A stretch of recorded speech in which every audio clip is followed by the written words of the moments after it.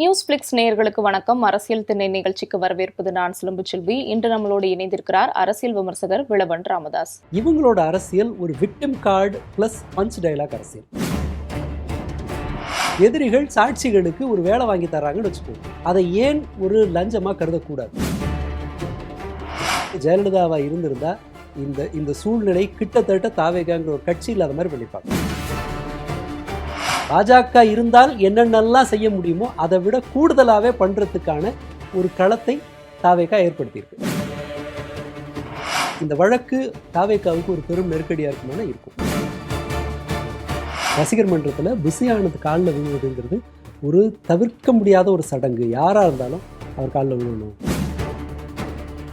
சீட்டில் செட் ஆகிறதுக்குள்ளேயே ஆஹா லஞ்சம் ஒழிக்கப்பட்டது, ஊழல் ஒழிக்கப்பட்டதுன்னு போட்டு பெனாத்திட்டு இருக்காங்க. கூட்டணி சிக்கல்ல இருக்கிறது தாவேகா தான்.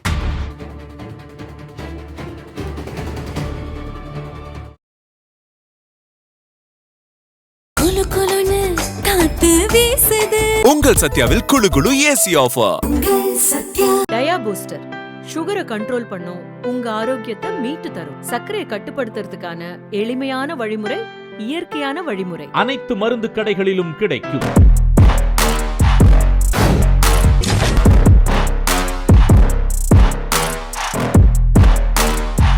வணக்கம் சார். வணக்கம். விஜய் அவர்கள் கிட்டத்தட்ட 280 நாட்களுக்கு மேல ஆயிருச்சு கரூர் சம்பவம் நடந்து அந்த இடத்துக்கு போறாரு அப்படிங்கிற மாதிரி செய்திகள் வெளியாயிருந்துச்சு. அதே சமயம் கரூர் சம்பவம் தொடர்பா அமைச்சர் ஆதவர்ஜுனா தொடர்ச்சியா சர்ச்சைக்குரிய வகையில பேசுறாருன்னு சொல்லி திமுக சார்பா உச்சநீதிமன்றத்துல வழக்கு ஒண்ணு தொடரப்பட்டிருக்கு.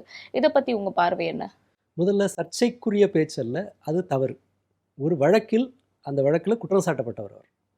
விசாரணையில் இருக்கிற ஒருத்தர் இதை போல பேசுவது, அப்படி ஒரு ஏதோ ஒரு அக்யூஸ்டு, அதை குற்றம் சாட்ட வழக்கு மொழியில் சொன்னோன்னா ஒரு குற்றம் சாட்டப்பட்ட ஒரு நபர் இந்த மாதிரி என் மேலே கேஸ் போட்டவங்கள உண்டு இல்லைன்னு பண்ணிவிடுவேன்னு பேசுனா அதை நீதிமன்றம் எப்படி பரிசீலிக்கும்? அப்படி ஒரு விவாதம் வந்துச்சுன்னா அது ஒரு தவறுன்னு சொல்லுவாங்க இல்லையா? அந்த ஜாமீன் இருக்கவங்கள இந்த மாதிரி சவால் விட்டால், ஜாமீனுங்கிறது எதுக்கு? அவங்க தன்னோட உரிமையை பெறுவதற்கு. ஜாமீனில் இந்த மாதிரியான நடவடிக்கையில் ஈடுபட்டால் ஜாமீன் போயிடுங்கிறது தான் ஒரு குற்றவாளிக்கு இருக்கிறது. அதே போல் தான் இவங்களுக்கும் குற்றத்தில் சம்மந்தப்பட்டவங்கிறது புகார். அதற்கான ஒரு விசாரணையில் இருக்கும்போது இதற்கு பழி தீர்ப்போம் அப்படின்னும், அதனுடைய பொருள் தான் பழி தீர்ப்போம்னு சொல்லலை, அதுக்கு நாங்கள் ரிவெஞ்ச் எடுப்போங்கிறது அதனுடைய உள்ளடக்கம் அதுதான். அதன் பிறகு அவங்க என்ன சொல்கிறாங்கன்னா, போலீஸை வச்சு படுகொலை செஞ்சாங்கன்றார். இது இரண்டுமே சட்டப்படி பார்த்தோம்னா எந்த ஒரு லாயரும் சொல்லுவாங்க இந்த மாதிரி பேசுறதுங்கிறது குற்றம். இப்படி இருக்கும்போது ஒரு நடவடிக்கை எடுக்காமல் என்ன செய்ய முடியும்? ஒரு எதிர்கட்சியிலே இப்போ போராட்டம் நடத்துதுன்னு வச்சுக்கோங்களேன். திமுக இதுக்காக இதை எதிர்த்து கரூர்லையும் மற்ற ஊர்களையும் போராட்டம் நடத்துதுன்னா ஒரு தாவேக ஆதரவாளர்களோட பதில் எப்படி இருக்கும்? ஏங்க உங்களுக்கு தான் கோர்ட் இருக்குல்ல, கோர்ட்டில் போய் பாருங்கன்னு தானே சொல்லுவாங்க. நம்ம வழக்கமாக தானே சொல்லுவோம், ரோட்டில் சண்டை போட்டால் கோர்ட்டில் பாருன்னு சொல்லுவோம். கோர்ட்டில் ஒரு வழக்கு தொடுத்துருக்காங்க. அடுத்ததாக இதில் இருக்கிற இன்னொரு முக்கியமான ஒரு பிரச்சனை, சம்மந்தப்பட்ட குடும்பங்களில் இருக்கிறவங்களுக்கு அரசு வேலை தருவது. அரசு வேலை தருவதுங்கிறது அவங்க இந்த பிரச்சனையில் ஒரு சாட்சி, முக்கியமான சாட்சிக்கு குற்றம் சாட்டப்பட்டவர்கள் அரசு பதவிக்கு வந்திருக்காங்க. அரசாங்கம் அவங்க கையில் இருக்குது. அந்த அரசாங்கத்தில் இருக்கும்போது சாட்சியாக இருக்கிறவங்கள்ட்ட இவர்கள் எதிரி, அவங்க அரசு தரப்பு சாட்சி. எதிரிகள் சாட்சிகளுக்கு ஒரு வேலை வாங்கி தர்றாங்கன்னு வச்சுக்கோங்க. அதை ஏன் ஒரு லஞ்சமாக கருதக்கூடாது? அது அவர்களுடைய சாட்சியத்தில் பாதிப்பு ஏற்படுத்துமா ஏற்படுத்தாதா? இதெல்லாம் ரொம்ப நியாயமான ஒரு கேள்வி.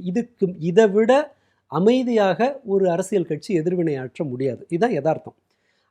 தாவேகாவினுடைய அரசியலை ரொம்ப சிம்பிளாக 2 கேட்டகரியில் முடிச்சிடலாம். இந்துத்துவா, திராவிடம், கம்யூனிசம்னு வெவ்வேறு இருக்கிற மாதிரி இவங்களோட அரசியல் ஒரு victim card plus punch dialogue அரசியல். இவங்க எதை கொடுத்தீங்கன்னாலும் மாட்டிக்கிட்டா விக்டிம் கார்டு எடுப்பாங்க, இல்லைன்னு சொன்னால் பஞ்ச் டயலாக் பேசுவாங்க. நீங்கள் எப்போதும் பார்த்தீங்கன்னா தெரியும். இந்த மாதிரி ஒரு அரசியல் தலைவர் என் மேலே ஏன் கை வச்சேன்னு ஒவ்வொரு நாளும் ஃபீல் பண்ணுவீங்கன்னு பேசுகிறார். விஜய் தான் பேசுகிறார். அரசாங்கம் அமையறதுக்கு முன்னால் பிரச்சாரத்தில் அவர் பேசுனது என்னென்னா, என் மேலே ஏன் கையை வச்சிங்கன்னு ஒவ்வொரு நாளும் ஃபீல் பண்ணுவீங்கன்னு. முதல் பிரச்சனை, அவர் மேலே யாரும் கையை வைக்கலை. அவர் ரொம்ப சொகுசாக தான் அந்த அரசியலை நடத்தினார். இன்னொன்று தன்னை முன்னிறுத்தி மட்டும் யாரும் அரசியல் இது வரைக்கும் பெருசாக பண்ணதில்லை. அது ரொம்ப மலிவான ஒரு நடத்தை.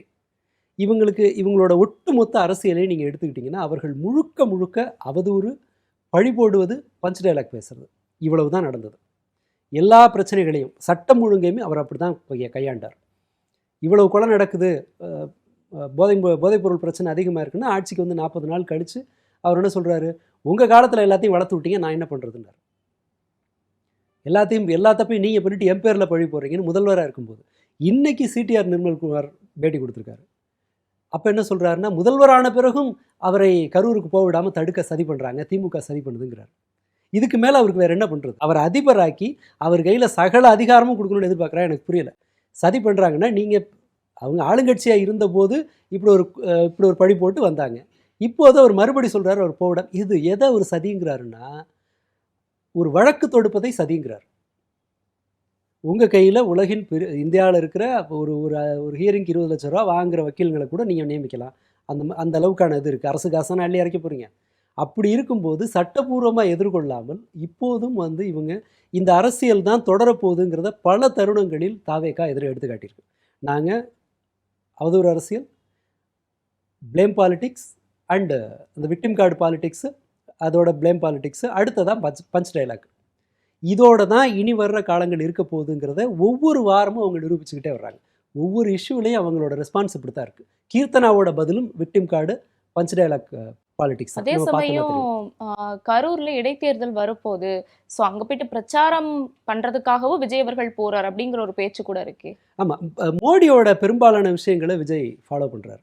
அவர் எப்போதும் எலெக்ஷன் மோடில் இருப்பார் இல்லையா, இவரும் அதே மாதிரி தான். அந்த பிரச்சாரத்தில் பேசுகிறது தான் அவருக்கு சூட் ஆகுது.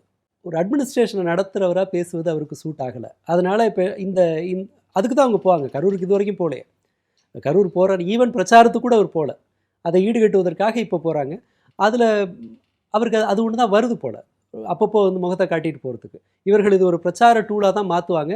அதில் டேஸ்ட் பார்த்துட்டாங்க இல்லையா. கரூர் இஷ்யூவில் அவங்க இதை அது தனக்கு எதிரான ஒரு சதி அப்படிங்கிற நரேட்டிவை ஃபிக்ஸ் பண்ணி அதை கொண்டு ரசிகர்களை தன்வசம் ரொம்ப மூர்க்கமாக ஆதரிக்க வச்சுட்டு அதிலிருந்து ஒரு பெனிஃபிட்டை பார்த்துட்டாங்கங்கிறதுனால இப்போதும் அதே விக்டிம் கார்டு எடுக்கிறாங்க. அதுக்காக தான் கரூருக்கு இப்போ இந்த பிரச்சாரத்துக்கு போகும்போது அரசு வேலை கொடுக்க போகிறாங்க. 41 குடும்பங்களை அவர் ஏற்கனவே பார்த்துட்டார். 41 குடும்பங்களுக்கும் ஒரே கண்டென்ட் தான். அதாவது அவர் கையை பிடிச்சாரு, இவங்க சோஃபாவில் இருந்தாங்க, அவர் கீழே உட்காந்து அழுதார். அதை யோசிச்சு பாருங்களேன். டெக்னிக்கலாக நாம் ஒரு சம்பவத்தில் ஒருத்தர்கிட்ட ஒரு மாதிரி அழுவோம், எல்லாருக்கிட்டையும் ஒரே மாதிரி அழுவோமா? அழுவ மாட்டோம்.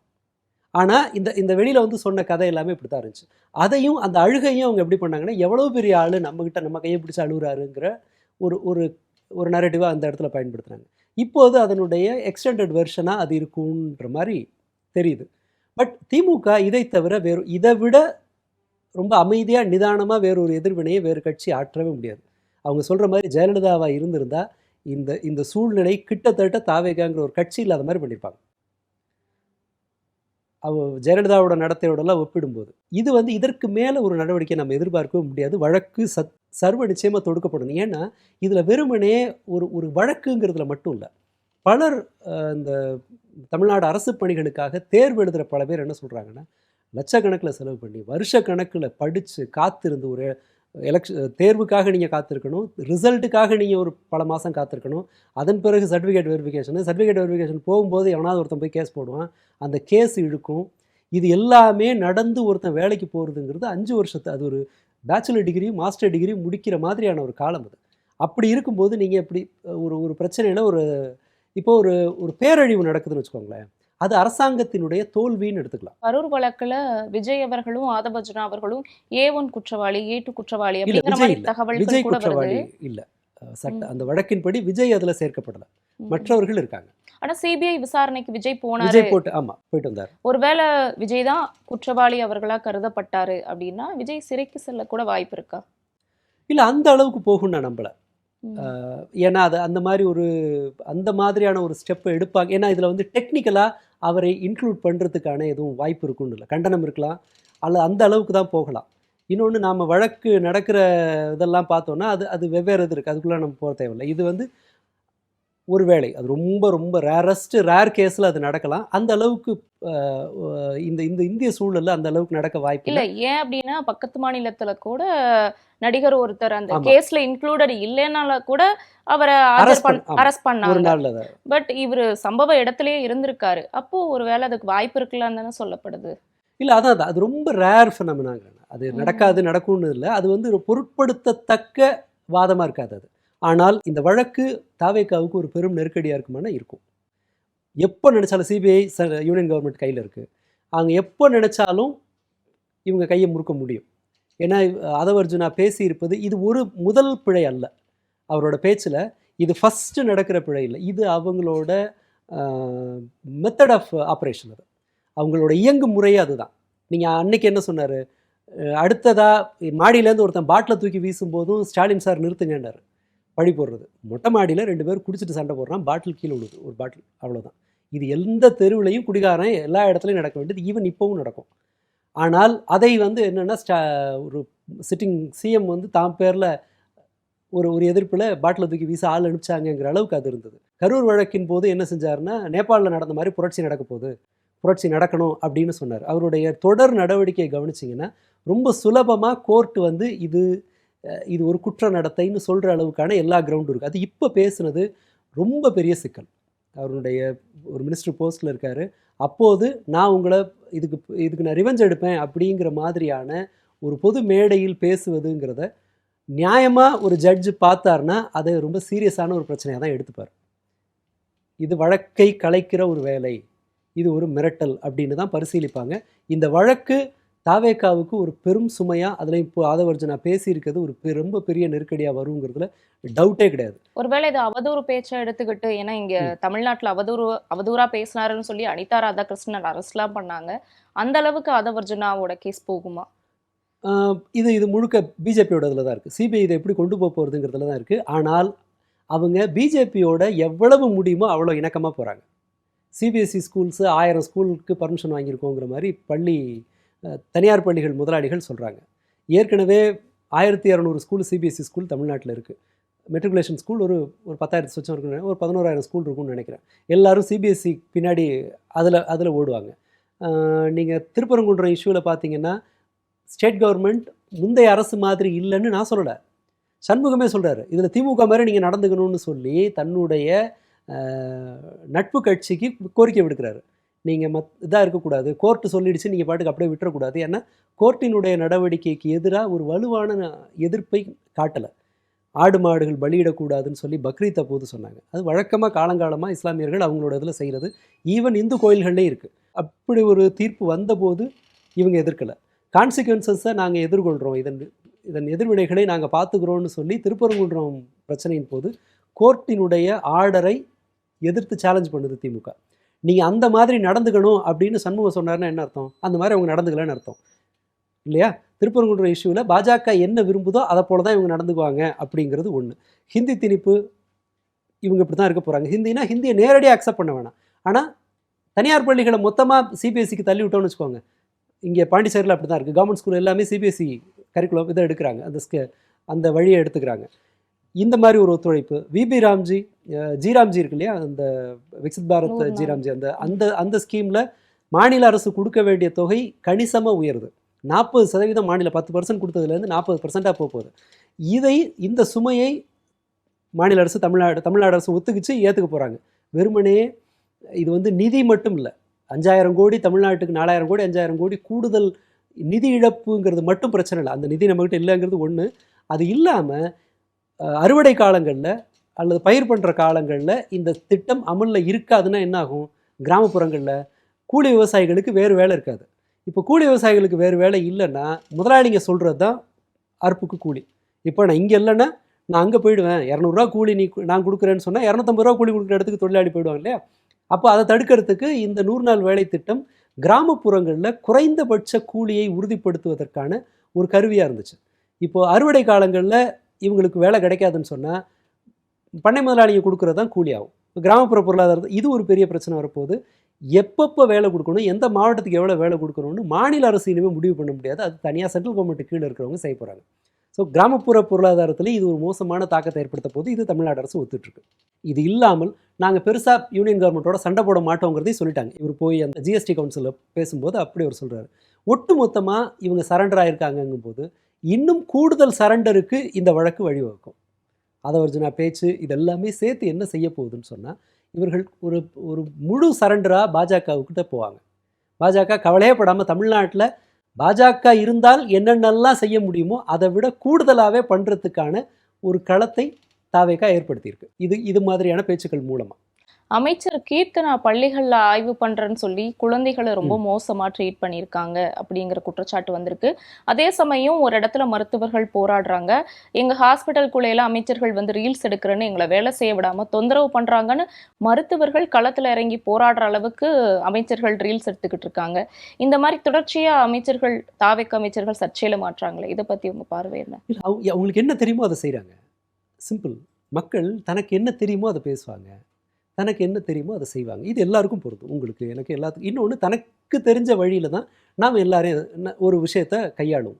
இவங்களோட பொலிட்டிக்கல் ஆக்டிவிட்டியாக என்ன இருந்ததுன்னா, ரீல்ஸ் போடுறது, இந்த வைப் பண்ணுறது, இவ்வளவு தான் இவங்களுக்கு இருந்துச்சு. ஒரு ஒரு ஒரு ஒழுங்கமைக்கப்பட்ட போராட்டமோ அல்லது ஒரு பயிற்சி கூட்டமோ அல்லது தொண்டர்களை வழி நடத்துறதுக்கான ஒரு அணிகளை உருவாக்கி அதை கட்டுக்கோப்பாக கொண்டு போகிறதுன்னு சொல்லி ஒவ்வொரு கட்சியிலையும் அது ரிசல்ட் வருதோ வரலையோ, ஆனால் அதற்கான ஒரு முயற்சின்னு ஒன்று எடுப்பாங்க.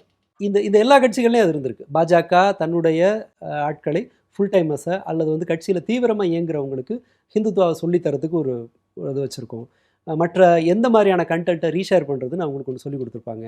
தப்பாக நடந்துக்கும் போது நடவடிக்கை எடுத்து இதை மாதிரியான ஒரு கட்சியாக செயல்படுவாங்க. பாஜக மோசமான கட்சியும் சரி, நல்ல கட்சியும் சரி, அவங்களுக்குள்ள ஒரு இயங்குமுறை உண்டு. நீங்கள் கம்யூனிஸ்ட்டை பார்த்தீங்கன்னா அவங்க கூட்டத்துக்கு இவ்வளோ வரணும், இதெல்லாம் செய்யணும், படிக்கணும், இது மாதிரியான ஆக்டிவிட்டியெல்லாம் அவங்களும் செய்வாங்க. இது எல்லாமே இருக்கும். தாவேக்காவினுடைய அரசியல் ஆரம்பத்திலிருந்து வெறுமனே எதிர்த்து பேசுகிறவனை முரட்டடியாக விர்ச்சுவல் வாரியர்ஸ்னு அவங்களுக்கு ஒரு பட்டம் கொடுத்து எதிர்த்து பேசுகிறவனை தர மட்டத்துக்கு இழுத்து அவதூறு செய்வது, இதை சொல்கிறது யாரோ தாவேக்காவினுடைய எதிர்த்தரப்பில் நிற்கிற கட்சி இல்லை, பாலபாரதி சொல்கிறாங்க. பாலபாரதி யார்? சிபிஎம் தாவேக்காவை முதல்ல ஆதரித்த கட்சி. சிபிஐ கூட அடுத்து தான் ஆதரிச்சது. சிபிஎம் முதல்ல ஆதரித்த கட்சி, காங்கிரஸ்க்கு அடுத்து ஃபஸ்ட்டு ஆதரித்த கட்சி. பாலபாரதி ஒரு பதிவு போடுறாங்க. அதில் தாவேக்காவை சட்டம் ஒழுங்கு பற்றி, பெண்கள் பாதுகாப்பை பற்றி ஏதோ பேசுகிறாங்க. அதுக்கு கீழே இந்த டிவிகே விர்ச்சுவல் வாரியர்ஸ் அந்த ஐடென்டிட்டியோடு இயங்குறவங்க அல்லது விஜய் ஆதரவாளர்களாக அறியப்படுபவர்கள் எல்லாமே வந்து ரொம்ப மோசமாக கமெண்ட் போடுறாங்க. அதை பாலபாரதியை சுட்டி காட்டுறாங்க. இவங்களோட மெத்தடே இப்படி தான் இருக்கும். இவங்க இயங்குகிற முறையே இப்படி தான் இருக்கும். எல்லாத்தையும் அந்த ரீல்ஸ் வழியாக, ஏற்கனவே நம்ம ரீல்ஸ் போட்டு தான் நம்ம பாலிடிக்ஸை பண்ணோங்கும்போது அரசுக்கு வந்த பிறகு அவங்க என்ன செய்வாங்க? மேற்கொண்டு ரீல்ஸ் போடுறது தான் அவங்க விரும்புவாங்க. இந்த ஸ்கூலுக்கு போன ஒரு காட்சியை பாருங்களேன். அங்கே போய் அவங்களோட நடத்தையில் ஒன்று ரொம்ப ஸ்ட்ராங்காக தெரியும். அவங்க ஒரு குற்றத்தை கண்டுபிடிக்கிறதுக்காக அமைச்சர் கீர்த்தனா வெயிட் பண்ணார். ஒரு கேள்வி கேட்குறாங்க. அவங்களோட மைண்டில் இருக்கிறது என்னென்னா, இந்த பசங்க புரிஞ்சு படிக்கலை, மனப்பாடம் பண்ணி படிக்கிறாங்க அப்படிங்கிற அந்த பிலீஃபுக்கு அவங்க டியூன் ஆகிட்டாங்க. அது இல்லாமல் பேக் பெஞ்சர்ஸ்க்கு வந்து பதில் சொல்ல தெரியும் கேட்குறாங்க. அந்த கேள்விக்கு பதில், அவங்க அந்த வார்த்தையை கேட்குறாங்க, அந்த கேள்விக்கு பதில் வந்துருச்சு குழந்தைங்கிட்டேருந்து. அப்போ என்ன பண்ணுறாங்கன்னா, ஒரு பாடத்துலேருந்து கேள்வி கேட்டாங்க. இப்போ பதில் சொல்ல முடியாத ஒரு கேள்வி வரணும்னு உடனே அவங்க தான் ஸ்கூல் படிக்கும்போது இதை கேட்டிருப்பாங்கன்னு நினைக்கிறேன். வாட் இஸ் அவர் ஃபாதர்னா, அப்பாவோட ஆக்குபேஷன் என்ன அப்படிங்கிறத அந்த கேள்வின்னு அவங்க ஸ்கூல் ஞாபகத்துலேருந்து வந்திருக்கும் போல். அந்த கேள்வி கேட்டவுடனே அந்த பொண்ணு தடுமாறுறாங்க. இதில் இருக்க பிரச்சனை என்னென்னா, ஒரு மொழி பாடம்ங்கிறது வந்து ஒரு 6வது 7வது படிக்கிற பசங்களை இருக்க வாய்ப்பு இருக்குது. ஒரு கேள்வி புரியலைன்னா, அவங்களுக்கு புரியலைன்னா, நீங்கள் தான் உங்களுடைய கேள்வியை எளிமையாக கேட்கணும். இது ரொம்ப அடிப்படை பாடம். இது ஸ்கூல் குழந்தைங்கன்னு இல்லை, 100 வயசானாலும் சரி, உங்களுக்கு 50 வயசாகி உங்களுக்கு கீழே இருக்கவங்க 10 வயசோ, இல்லை நீங்கள் 20 வயசில் இருக்கீங்க, உங்களுக்கு மேலே இருக்கவங்க 50 வயசுன்னா, உங்களுடைய கேள்வி ஒருத்தருக்கு புரியலைன்னா நீங்கள் கேள்வியை மாற்றணும். என் நண்பர் ஒருத்தர் யூஎஸில் ப்ரொஃபஸராக இருக்கார், இப்போ ஹெச்ஓடியாக இருக்கார். அவர் வந்து அங்கே எக்ஸாம் எப்படி நடக்குங்கிறத எனக்கு முன்பு சொல்லியிருக்கார். கேள்வித்தாளை ஒரு ஆசிரியர் வந்து வாசித்து காட்டுவாங்க முதல்ல எக்ஸாமுக்கு முன்னாடி. ஒருவேளை பதில் ஒருத்தனுக்கு தெரியும், கேள்வி புரியாமல் இருந்துச்சுன்னா அவங்க அதை கேட்டுக்கலாங்கிறதுக்காக. இது ஒரு சிஸ்டம். ஏன்னா பிரச்சனை வந்து உனக்கு வந்து உன்னால் பதில் சொல்ல முடியாத கேள்வியை கேட்குறது இல்லை ஸ்மார்ட்னஸ். உங்கள்கிட்ட தெரிஞ்ச குறைந்தபட்ச பதிலை கூட கொண்டு வர்ற அளவுக்கு இருக்கணும் என்னோட கொஸ்டின். அதுதான் அவங்கள மேலே மேலே கொண்டு வரும். இது அவங்களுக்கு இருக்கணுன்ற அவசியம் இல்லை. டூ யங் அண்ட் அவங்களோட இன்டென்ஷனே அந்த இடத்துல ஒரு குறையை கண்டுபிடிக்கிறது. அதே சமயம் அமைச்சர் கீர்த்தனா இங்கிலீஷ்ல இன்டர்வியூ கொடுத்திருந்தாங்க. அவங்களே தப்பா பேசியிருக்காங்கன்னு சொல்லி இப்போ ட்ரோல் பண்ணி வந்துகிட்டு இருக்காங்க.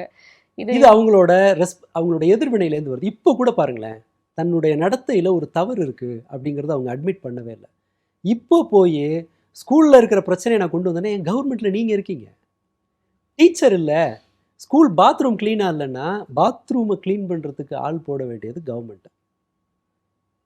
இப்போ இருக்குல்ல, 2 மாதம் ஆச்சு இல்லை, இப்போது மாவட்ட எம்எல்ஏ தான், அந்த தொகுதி எம்எல்ஏ தானே, ஃபோனை பண்ணுங்க, ஒரு ஆள் தனியாக போடுங்க, இல்லை ஒரு இதை ஆர்கனைஸ் பண்ணுங்கள், யாரும் தடுக்க போகிறது இல்லையே.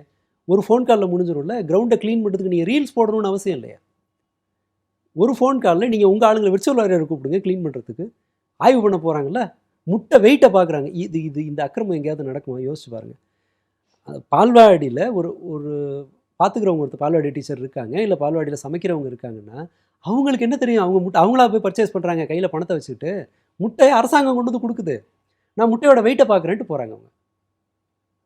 ஒருத்தர் மெனுவில் இல்லாததை போய் சமைச்சு எக்ஸ்ட்ரா வாங்கிட்டு தோசையை போய் அம்மா உணவகத்தில் மெனுவில் தோசை கிடையாது, இவர் போய் தோசை போட்டு வாங்கிட்டு மறுநாள் டிவிக்கேக்காரன் பழக்க தோசையில் போய் என்ன பண்ணுறாங்கன்னா, எனக்கு தோசை போட்டு கொடுன்னு தகராறு பண்ணுறாங்க.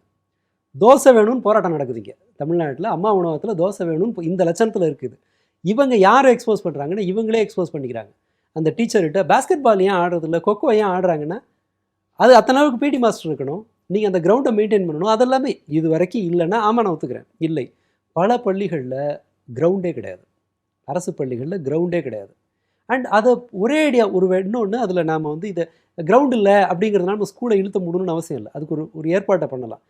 இப்போ அரசாங்கத்தில் இருக்கோங்கிறது தெரியாமல் இன்னைக்கு போய் அன்பில் மகேஷை எக்ஸ்போஸ் பண்ணி நீங்கள் என்ன சாதிக்க போகிறீங்க? ரொம்ப அடிப்படையான கேள்வி. இதெல்லாம் நான் பண்ணிட்டேன்னு சொல்லி ரீல்ஸை போடுங்க, அதை கூட ஒத்துக்கலாம். இந்த பாருங்கள், முன்னாடி இப்படி இருந்துச்சு, நான் வந்து இத்தனை டீச்சர்ஸை கூடுதலாக அப்பாயிண்ட் பண்ணியிருக்கோம் அப்படின்னு அப்படி ஒரு ரீல்ஸை போடுங்க, அது நியாயம். ஆனால் செலவும் ஆகக்கூடாது. இன்னமும் இப்போதும் அன்பில் மகேஷ்க்கு அவங்க பதில் சொல்கிறாங்க. பொதுவான கேள்வி என்ன? நான் அவங்க தப்பாக இங்கிலீஷ் பேசுனதை நான் குறையாக சொல்லலை. ஆனால் உங்களுக்கு இருக்கிற அந்த உரிமை, உங்களுக்கு கோவம் வருதில்ல, நீங்கள் பேசுனதில் இருக்க தப்பை சொல்லும்போது ஒரு கோவம் வருதில்ல. ஒரு 10 வயசு பொண்ணு அவங்கள்ட்ட போய் கேமரா வச்சுக்கிட்டு போய் ஒரு மினிஸ்டர் இவ்வளோ படையோடு வந்து கேட்டால், இந்த இடத்துல தான் இவங்க தன்னை வந்து அன்பில் மகேஷோ அல்லது உயர்கல்வித்துறை அமைச்சராக இருந்தாலே முன்னாள் அமைச்சர் கோவி செழியனும் அவங்களோட பேச்சில் இருந்து அதை கவனிச்சு பாருங்கள். கோவி செழியன் தன்னை விட 25 வயசு 30 வயசு குறைவானவர்களையும் மரியாதையாக அண்ணன்னு கூப்பிட்டு பேசுவார். அவரோட வயசுக்கும் அவருடைய அனுபவத்திற்கும் கல்விக்கும் சம்பந்தமே இல்லாத ஒரு ஆளாக இருப்பாங்க. அந்த மரியாதை 1% குறையாது. இவங்க ஒரு டீச்சர்கிட்ட பேசுகிறாங்கல்ல, அவங்களுக்கு புரிகிற மாதிரி பாடம் சொல்லி கொடுங்கன்னு பேசுகிறாங்கல்ல, இதை போல் ஒரு நடவடிக்கை அன்பில்கிட்ட இருக்கான்னு செக் பண்ணி பார்க்க சொல்லுங்கள். குழந்தைங்கள்ட்ட என்ன தெரியுங்கிற அளவுக்கு தான் கேட்பார். அவர் சாப்பிட்டீங்களாங்கிறத கேட்பார், சாப்பாடு நல்லா இருக்காங்கிறத கேட்பார். அது எல்லாத்தையெல்லாம் கற்றுக்க தேவையில்லை, ஆனால் குறைஞ்சபட்சம் அந்த நடத்தை உங்களை ட்ரால்லேருந்து காப்பாற்றும். அவரோட ட்வீட் கூட பிள்ளைங்க கேட்ட கேள்விக்கு தைரியமாக பதில் சொல்லிச்சு, அதுக்கு வந்து வாழ்த்துக்கள் அப்படின்னு கூட போட்டிருந்தாரு. இன்னொரு நான் அந்த ஸ்கூல் எஜுகேஷன் டிபார்ட்மெண்ட்டில், கவர்மெண்ட்டில் இல்லை ப்ரைவேட்டில் நான் வேலை செஞ்சுருக்கேன், ஸ்கூல் கவுன்சிலராக இருந்தேங்கிறதுல சொல்கிறேன். ஒருவேளை தப்பாக ஒரு குழந்தை பதில் சொன்னாலும் கூட நீங்கள் அதை அங்கே தப்புன்னே சொல்லக்கூடாது. அது ஒரு ரொம்ப அடிப்படை பாடம். அது அவங்கள நீ எல்லாரும் முன்னாடியும் ஒருவரை வந்து அது ஒரு இழிவுபடுத்துகிற ஒன்று, அது நீ தப்பாக சொல்கிற அப்படிங்கிறது. நீங்கள் அதுலேயும் ஒன்றை சரியான ஒன்று, அவங்க ஏதோ ஒரு முயற்சி பண்ணுறாங்க இல்லையா, அதை தான் நீங்கள் அப்ரிஷியேட் பண்ணணுமே தவிர அது தப்பு அப்படின்னு டீச்சர்கிட்டையும் டீச்சர் வேலை செய்யலைன்னு பப்ளிக்கிட்டையும் சொல்கிறது இல்லை ஒரு முதிர்ச்சியான ஒரு நடவடிக்கை. இவங்க உடனே திரும்பவும் பாருங்கள், இந்த விக்டிம் கார்டை தான் எடுக்கிறாங்க. 2 பிரச்சனை இருக்குது. நீங்கள் ஒரு சம்மந்தமில்லாத ஒருவரை இதை எடுக்கிறீங்க, வீடியோ எடுக்கிறீங்க, அவங்களுக்கு ஒன்றும் தெரியலைன்னு போர்ட்ரேட் பண்ணுறீங்க, அவங்களுக்கு ஒழுங்காக சொல்லி கொடுக்கலன்னு டீச்சரை சொல்கிறீங்க. அந்த காட்சி கொண்டு வரும் செய்தி அதுதான். அப்போது கவர் பண்ண ஊடகங்கள் அதிர்ச்சியான அமைச்சர், ஆய்வு செய்த அமைச்சர் அப்படிங்கிற மாதிரி தான் வந்தது. அதாவது இங்கே ஏதோ ஒரு பெரிய ஃபால்ட்டை அவங்க கண்டுபிடிச்சிட்டாங்க அப்படிங்கிற மாதிரி தான் செய்தி வந்தது. இப்படி ஒரு செய்தி வந்தபோது அதற்கான எதிர்வினை என்ன வருது? நீங்கள் குழந்தைங்கள நியாயமாக நடத்தலைன்னு ஒன்று வருது. அடுத்ததாக உங்களோட இங்கிலீஷே இவ்வளோ ஓட்டையாக இருக்குது, நீ என்ன 6ஆம் கிளாஸ் படிக்கிற பிள்ளை, இதெல்லாமே வந்து எதிர்வினை. இவங்க அதுக்கு என்ன பதில் சொல்கிறாங்கன்னா, நானே அரசு பள்ளியில் படித்ததான். நானேன்னா என்ன அர்த்தம்? உங்களுக்கு அந்த கர்வம் இல்லைன்னா நானும் அரசு பள்ளியில் படித்தவன் வந்திருக்கும். இது ஃப்ராய்ட் அண்ட் ஸ்லிப்புன்னு சொல்லுவாங்க. நம்ம உள்ள நினைக்கிறத நம்மள அறியாமல் வெளியில் சொல்லிவிடுவோம். நானே அரசு பள்ளியில் படித்தவள் தானே, அது என்ன சொல்ல வர்றீங்க? அப்போது நானும் அரசு பள்ளியில் படித்தவொன்னா அவங்க கூட நீங்கள் சேர்ந்துக்கிறீங்க. நானே அரசு பள்ளியில் படித்தவொன்னா அது ஒரு கர்வத்தின் வெளிப்பாடு. ரெண்டாவது, அந்த இடத்துலையும் வந்து மற்றவங்களை குறை சொல்கிறீங்களே தவிர, என்னோட இங்கிலீஷ் அப்படின்னு குறை சொல்கிறீங்களே தவிர, உங்களுடைய பிழையை நீங்கள் ஏற்றுக்க தயாராக இல்லை. இங்கே தான் சிக்கல். அப்போ என்ன ஆகும்? நீங்கள் மேலும் மேலும் நான் தப்பு பண்ணல, நீ தான் தப்பு பண்ணுறேன்னா ஆர்கியூமெண்ட்டுக்கு அவன் என்ன பண்ணுவான்? மேற்கொண்டு இன்னொரு வீடியோ தேடி எடுப்பாங்க. நீங்கள் வேறு இடத்துல நடந்துக்கிட்டதை ரொம்ப சிம்பிளாக முடிச்சிடலாம். எங்களோட இன்டென்ஷன் அது இல்லை. நாங்கள் அந்த இடத்துல உதவி செய்கிறதுக்கு தான் போனோம், நல்லா இருக்கான்னு பார்க்குறதுக்கு போனோம். அதில் திருத்திக்க சொல்லி நான் சில விஷயங்களை சொன்னேன், தப்பாக புரிந்து கொள்ளப்பட்டது. பிரச்சனை சிம்பிளாக முடிஞ்சிருக்கும். எனக்கு தெரியாதுங்க, நான் இப்போ தான் அந்த இதுக்கு வந்திருக்கிறேன், என்னோடய தொகுதியில் எப்படி இருக்குன்றதை பார்க்குறதுக்காக நான் போனேன் அப்படின்னு பொலைட்டாக நான் இனி வர்ற காலங்களில் திருத்திக்கிறேன் அப்படின்னு சொன்னால் அந்த பிரச்சனை முடிஞ்சிருக்கும். அமைச்சர் கீர்த்தனா இந்த மாதிரி ரீல்ஸ் எடுத்து போடுறாங்க, மற்ற தாவேக்க அமைச்சர்கள் ரீல்ஸ் எடுத்து அதுக்கு சினிமா விஜயம் போடுறாங்க. இதெல்லாம் ஒரு பக்கம் இருக்க, இன்னொரு பக்கம் காங்கிரஸ் கட்சி கண்டன ஆர்ப்பாட்டம் ஒன்று நடத்தினாங்க. அதில் ஜேஇஇ நீட் மாதிரியான நுழைவுத் தேர்வுகள் இந்தியாவில் இருக்கக்கூடாதுன்னு சொல்லி கண்டன ஆர்ப்பாட்டம் நடத்தினாங்க. அதில் வாடி வாடி கைப்படாத சிடி அப்படிங்கிற பாடலில் கூட ஸ்டேஜில் ஏறி டான்ஸ் ஆடிட்டு இருந்தாங்க. இது மிகப்பெரிய பேசுபொருளாயிருக்கு. ஒரு கண்டன ஆர்ப்பாட்டத்தில் ஒரு சினிமா பாடல், அது இரட்டை வசனம் உள்ள பாடல் ஒளிபரப்பப்பட்டிருக்கு அப்படின்னு கண்டனத்துக்குள்ளாயிருக்கு. இதை பற்றி உங்கள் பார்வை என்ன? இல்லை, டிவிக்கு செஞ்சிருக்கிற ஒரு ஒரு கல்ச்சுரல் டேமேஜ் என்னென்னா, இது வரைக்கும் இருந்த தயக்கம் இருந்துச்சு இல்லையா கட்சிகளுக்கு. தமிழ்நாடு அரசியலில் இது வரைக்கும் டிவிக்கு ஜெயிக்கிறதுக்கு முன்பு வரைக்கும் தமிழ்நாடு அரசியலில் சில இடங்களில் நீங்கள் கை வைக்கவே முடியாது. இந்த கண்ணியத்தில் தலித் ரைட்ஸு, பெண் உரிமை, திருநங்கைகளோட உரிமையிலேருந்து அந்த மாதிரியான முற்போக்கு அம்சங்கள், இது எல்லாத்துலையும் இந்த இந்த பொது கண்ணியத்தில், பொது இடங்களில் இருக்கிற கண்ணியத்தில் நீங்கள் அவ்வளோ சுலபத்தில் ஒரு மாற்றத்தை செஞ்சிட முடியாது. ஆனால் இப்போது டிவிக்கு ஜெயித்த பிறகு என்ன ஆயிருக்குன்னு சொன்னால், இதெல்லாம் எதுவும் அவசியம் இல்லை, மக்களுக்கு தேவை என்டர்டெயின்மெண்ட் தான் அப்படிங்கிற மாதிரியான ஒரு பொது புரிதலுக்கு எல்லா கட்சியும் வந்திருக்காங்க. இந்த அவநம்பிக்கையினுடைய விளைவு தான் கம்யூனிஸ்ட் கட்சி அவங்களோட நடவடிக்கை மாறுறது. இப்போ அவங்க ஒன்றும் பெருசாக ஆக்டிவாக அந்த மாதிரி ஒரு பொதுவான ஒரு ஒரு அரசியல் அறம் குறித்து அவங்க பெருசாக ஒன்றும் பேசுறதில்ல. வீரபாண்டியன் என்ன சொல்கிறாருன்னா, நம்ம ஒன்று சும்மா இங்கே இதை பற்றியே திரும்ப திரும்ப ஆட்சியை பற்றியே பேசிகிட்டு இருக்கமே, நம்ம காசாவை பற்றி பேச வேண்டாமா, நம்ம கியூபாவை பற்றி பேச வேண்டாமா அப்படிங்கிறார். அவருக்கு அந்த இங்கே லோக்கலில் பாலிடிக்ஸ் பண்ணுறது அது எவ்வளோ ஒர்க் அவுட் ஆகும்னு தெரில. விசிகா ஒரு தன்னுடைய இதுவரை பேசிகிட்டு இருந்ததில் இதெல்லாம் மாறி அவங்க ஒரு சைலண்ட் டோனுக்கு போகிறாங்க. இது வரைக்கும் அவங்க இந்த மாதிரி ஒரு தலித் அண்ட் நான் தலித் இதில் ஒரு பிரச்சனை வந்து அவங்க இறந்து போனால் விசிகாவினுடைய எதிர்வினை எப்படி இருந்திருக்கு. ஆனால் திருமாவளவனுக்கு அந்த ஸ்பாட்லேருந்து ஃபோன் பண்ணி பேசுகிறாங்க. அந்த சம்மந்தப்பட்ட குடும்பத்துக்கு ஆதரவாக போராட வந்தவங்க, பையன் தலித்து ஆதரவாக வந்தவங்க ஓப்பன் ஸ்பீக்கரில் பேசுகிறாங்க. திருமாவளவன் சைட்லேருந்து நம்ம ஒன்றும் பண்ண முடியாதுப்பா, நம்ம ஆட்சியில் இருக்கோங்கிறாங்க. திருமாவளவன் கூட இருந்தவர் என்ன சொல்கிறாருன்னா, டெக்னிக்கலாக சப்போர்ட் பண்ணலாம், பொலிட்டிக்கலாக சப்போர்ட் பண்ண முடியாது. சரி தப்பு ரெண்டு தானே அதில் இருக்க முடியும். அது எப்படி டெக்னிக்கலாக அவங்களுக்கு சப்போர்ட் பண்ண முடியும், பொலிட்டிக்கலாக சப்போர்ட் பண்ண முடியாது? எனக்கு அது புரியல. ஏன்னா அவங்க இனி இந்த அரசியலை நடத்துவதனால பிரயோஜனம் இல்லைங்கிற முடிவுக்கு வந்துட்டாங்க. இடதுசாரிகளாக இருக்கட்டும், நாட் ஓன்லி அவங்க மட்டும் இல்லை, இந்த வளையத்துக்கு வெளியில் இருப்பவர்கள் கூட நாம் இன்னமேலாம் இந்த மாதிரி ஒரு வெல்ஃபேர் பாலிட்டிக்ஸோ, இதெல்லாம் நலத்திட்டங்களை கொண்டு போகணுங்கிறதோ, சமூக நீதி பேசுகிறதோ, அல்லது ஒரு ஒரு சமநீதி எல்லாருக்கும் ஈக்குவலாக கிடைக்கணும், அந்த கம்யூனிசத்தினுடைய வேறு வேறு விஷயங்களை பேசுகிறதோ இனி தமிழ்நாட்டில் பிரயோஜனப்படாதுங்கிற அவநம்பிக்கைக்கு அநேகமாக எல்லாரும் வந்திருக்காங்க. அதனுடைய வெளிப்பாடு தான் தைரியமாக இந்த மாதிரி ஒரு பாட்டை வந்து அவங்களால போட முடியுது. இதுவே இல்லை, இதுக்கு முன்னாடி உயர்கல்வித்துறை அமைச்சர் ஆடினார்ல, அவரோட ரெஸ்பான்ஸ் எப்படி இருந்துச்சுன்னு பாருங்களேன். வெளிப்படையாக நீங்கள் இன்னொரு பெண் குழந்தைகளுக்கு சொல்லித்தர்றதே, குட் டச் பேட் டச் சொல்லித்தர்றதே உங்கள் வீட்டு ஆண்களாக இருந்தாலும் உங்களோட அம்மா அப்பா தவிர, அல்லது அவங்களே கூடவும் உங்களை இந்த மாதிரியான பகுதிகளில் உங்களோட உடல் பாகங்களில் தொட்டால் அதை நீங்கள் ஏற்கக்கூடாது. வேறு நபர்கள் அந்த மாதிரி கை வைக்கும்போது சத்தம் போட்டு உதவிக்கு ஆளை கூப்பிடுங்க. இதுதான் அடிப்படை பாடம். அவர் இந்த மாதிரி நடந்துக்கிறாரு. ஏன் பேத்தி மாதிரி நினச்சேன். எல்லாம் இந்த ஆர்கியூமெண்ட்டு ரெண்டு வகையில் சிக்கலானது. நீங்கள் பேத்தி மாதிரி நினச்சிக்கிட்டு பொது இடத்துல நடந்துக்கிட்டால் நாளைக்கு குற்றமிழைக்கும் யார் ஒருவரும் இந்த கார்டை பயன்படுத்தலாம். அவர் மேலே காவல்துறையில் வழக்கு கூட வழக்கு திமுக தரப்புலேருந்து ஒரு பெண் வழக்கறிஞர் வந்து தொடுத்திருக்காங்க. அவங்க நான் அந்த நடந்ததை கூடவும் ஒரு மன்னிப்பில் சரி செய்யக்கூடியது. எனக்கு அது தெரியாது, நான் ஒரு இதில் பண்ணிட்டேன்றது. ஆனால் அவங்க முதல்ல என்ன சொன்னாங்கன்னா, நான் அவங்க மேலே நடவடிக்கை எடுப்பேன்னு தான் அவர் திரும்ப தான் அச்சுறுத்தல் நடத்தினார்.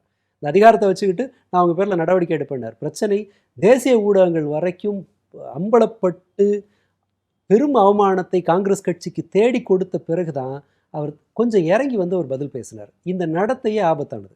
இது எந்த இதுவும் கிடையாது, நீங்கள் சமாதானமே சொல்ல முடியாது. இது ஒரு டிராஃபிக் வயலேஷன் மாதிரி. நீங்கள் என்ன காரணம் சொன்னாலும் வேகமாக வண்டி ஓட்டினீங்கன்னா அது ஒரு குற்றம்னா, இன்னொருத்தர் பேரில் மேலே மோதுனீங்கன்னா அது ஒரு எப்படி எஃப்ஐஆர் போடுற மாதிரியான பிரச்சனை மாதிரி தான் இதுவும். நீங்கள் அதன் பிறகு விளக்கம் கொடுக்கலாம், மன்னிப்பு கேட்கலாம், அதெல்லாம் வேறு விஷயம். பட் இவங்க தான் ஒரு தப்பு செஞ்சனே ஒத்துக்காமல் பழியை அப்படியே தூக்கி, அது வெறுமனே தாவேக்காவோடு மட்டும் இல்லை, காங்கிரஸுக்கும் அது வருது, மற்றவங்களும் அதை செய்வாங்க. இப்போ அவங்க கூட போகிற எல்லாருமே இதை ஃபாலோ பண்ணி ஆகணும். டேமேஜ் எங்கே ஆரம்பிக்குதுன்னா, தாவேக்கா அந்த அடிப்படை வேல்யூஸை காலி பண்ணிட்டாங்க. நீங்கள் எவ்வளவு ஃபன்னாக என்டர்டெயின்மெண்ட்டாக நீங்கள் கட்சியை கொண்டு போகிறீங்களோ அந்த அளவுக்கு பெனிஃபிட்டுன்னு ஒன்று கொண்டு வந்ததன் பிறகு ஒரு கண்டன ஆர்ப்பாட்டத்தில் நாம வாடி வாடி கைப்படாத சரி பாட்டை வந்து போடுற நிலைமைக்கு வந்திருக்கு. இது தொடர்ந்து நீட்டால தமிழகத்துல கூட 2 உயிர் போயிருக்கு. அந்த மாதிரியான கொடூர சம்பவங்கள் நடந்திருக்கக்கூடிய இடத்துல அதுக்கு கண்டனம் தெரிவிக்கக்கூடிய இடத்துல பாட்டு போடுறது இல்லை. நீங்கள் எந்த பொது பிரச்சனை பேசு பொருளாக இருக்குது யோசிச்சு பாருங்க. இந்த கள்ளக்குறிச்சி கள்ளச்சாராய மரணங்கள், அது ஒரு அரசாங்கத்தோட அலட்சியம், அதனால கள்ளச்சாராயம் வந்துச்சு. அப்படி தானே மாத கணக்கில் அதை விவாதித்தோம். அமோனியா வாயு 18 பேர் இது வரைக்கும் கேஷுவாலிட்டி. அதில் ஒருத்தரோட வயசு 15, அண்டர் ஏஜ், இவ்வளோ ரிஸ்க்கான வேலையில் வச்சுருக்காங்க. அது குறித்து ஏதாவது ஒரு விவாதம் வந்துச்சா? ஒரு தொடர் கண்டனம், கேள்வி, ஏன் மற்ற நிறுவனங்களில் ஆய்வு நடக்கலை, அமோனியா பயன்படுத்துகிற இடங்களில் ஏன் ஆய்வு நடக்கலை, எப்படி தமிழ்நாட்டில் ஒருத்தர் அண்டர் ஏஜில் ஒருத்தர் வந்து இந்த மாதிரி கிரிட்டிக்கல் வேலையில் பணியமர்த்தப்பட்டாங்கன்னு ஏதாவது ஒரு விவாதம் நடந்ததா? கிடையாது. ஒரு நாளைக்கு மேக்ஸிமம் 12 கொலை வரைக்கும் நடக்குது. சட்டம் ஒழுங்கு பெரும் பிரச்சனையாக இருக்குது. பெண்கள் பாதுகாப்பு, இதையே ஆர்கியூ பண்ணிகிட்டு இருந்த தாவேக்கா இன்றைக்கி அந்த பிரச்சனை வருது. தாவேக்கா பேசலைங்கிறது சரி, மற்றவர்களும் பேசலை, ஒரு டெட் சைலன்ஸில் இருக்குது. ஓகே, மிக குறைவான ஆட்களோடு இருக்கிற அரசு பள்ளிகள் 1000 கணக்கில் இருக்குன்னு இன்றைக்கி நேற்று வந்திருக்கு செய்தி. 2 ஸ்கூலை க்ளோஸ் பண்ணுறாங்கன்னு செய்தி வருது. அரசு பள்ளியில் என்ரோல்மெண்ட் குறைஞ்சிருக்குன்னு ஒரு செய்தி வருது. எங்கேயாவது கல்வியாளர்கள் அதை பற்றி கவலைப்பட்டு செய்தி பார்த்தோமா? இல்லை. சட்டம் ஒழுங்கு இல்லை, இது இல்லை. சரி, சிபிஎஸ்சி ஸ்கூல்ஸ் வரப்போகுது, அவன் ஹிந்தியை 3 மொழி கட்டாயங்கிறான். அது எவ்வளோ பெரிய டேமேஜுங்கிறது நம்ம உட்காந்தோன்னா தனியாக ஒரு மணி நேரம் பண்ணணும். அதன் பின்னால் அவ்வளவு பிரச்சனை இருக்குது. அது குறித்து யாராவது கவலைப்பட்டாங்கன்னா அதுவும் கிடையாது. எதுவுமே இல்லை. இஸ்லாமியர்களுக்கு எதிரான கிறிஸ்தவர்களுடைய அடிப்படை உரிமையை பறிக்கிற மாதிரியான சட்டங்கள், நடவடிக்கைகள் வெள்ளம் மாதிரி வந்துட்டுருக்கு. அதை கேட்கவும் ஆள் இல்லை. கிட்டத்தட்ட ஐடியாலஜிக்கல் அனாதைங்கிற ஸ்டேஜுக்கு தமிழ்நாடு 2 மாதத்தில் வந்து சேர்ந்துருக்கு. 2 மாதத்தில் வந்து சேர்ந்துருக்கு. ஆனால் இது குறித்து பெருசாக கவலைப்படுறதுக்கு யாரும் இல்லை. ஏன்னா ஒட்டுமொத்த மாநிலமும் ஒரு என்டர்டெயின்மெண்ட் வெள்ளத்தில் தள்ளப்பட்டிருக்கு. சட்டமன்றத்தை பார்க்குறாங்கன்னா ஒரு சீரியலை பார்க்குற மாதிரி பார்க்குறாங்க. சீரியல் ஹீரோயினுக்கு நம்ம 4 நாத்தனார் வந்து குடைச்சல் கொடுக்குறாங்க. ஹீரோயின் அப்படியே அதை மாற்றி வந்து பஞ்ச் டயலாக் பேசுகிறாங்க, ஜெயிச்சு வந்துட்டாங்கன்னு சீரியலில் வரும் இல்லையா? சீரியலை பார்க்குற மாதிரி பேசுகிறாங்க. 3 நாளாக சிஎம் அமைதியாக இருக்கார், இன்றைக்கி என்ன பஞ்ச் பேச போகிறான்னு பார்ப்போன்னு வந்து பார்க்குறாங்க. நான் ரொம்ப அடிப்படையில் ஒரு கேள்வி கேட்குறேன். அரசியல் அறிவு அதிகமாக இருக்குது, அரசியல் ஆர்வம் அதிகமாக இருக்குன்னா போராட்டம் நிறைய நடக்கணும்ல, கேள்வி நிறைய கேட்கணும்ல. கேள்வியே வர்றது இல்லையே. அப்புறம் பார்க்குறாங்கன்னா எதை பார்க்குறாங்களா இருக்கும்? இப்போ நியூஸ் வாசிக்கிறவங்க, நான் சின்ன பையனாக இருக்கும்போது பெருசாக நியூஸில் ஆர்வம் இல்லாத பெண்கள் என்ன பண்ணுவாங்கன்னா, இந்த சந்தியா ராஜகோபால் இவங்கெல்லாம் என்ன புடவை மேட்சிங்காக என்ன தோடு போட்டிருக்காங்க, என்ன செயின் போட்டிருக்காங்கன்னு பேசிக்குவாங்க. அது குறையா இல்லை, அவங்களுக்கு அந்த செய்தி அவ்வளோவா புரியாதுங்கும்போது அவங்களுக்கு புரிஞ்ச 4 விஷயத்த கேட்குறாங்க. இப்போவும் அதே தான் நடக்குது. இப்படி சிம்பிள் காட்டினாரா, கோட்டு போட்டிருக்காரா? ஒரு அம்மா வந்து இப்போ ட்விட்டரில் ரொம்ப நிறைய ஃபாலோவர்ஸ் இருக்கிற ஒரு அம்மா எழுதுகிறாங்க, அண்ணனுக்கு தொப்பை போட்டிருக்கு சின்னதா அப்படின்னு. இவ்வளோ இந்த லெவலில் தான் இந்த அரசியல் பார்வை இருக்குது.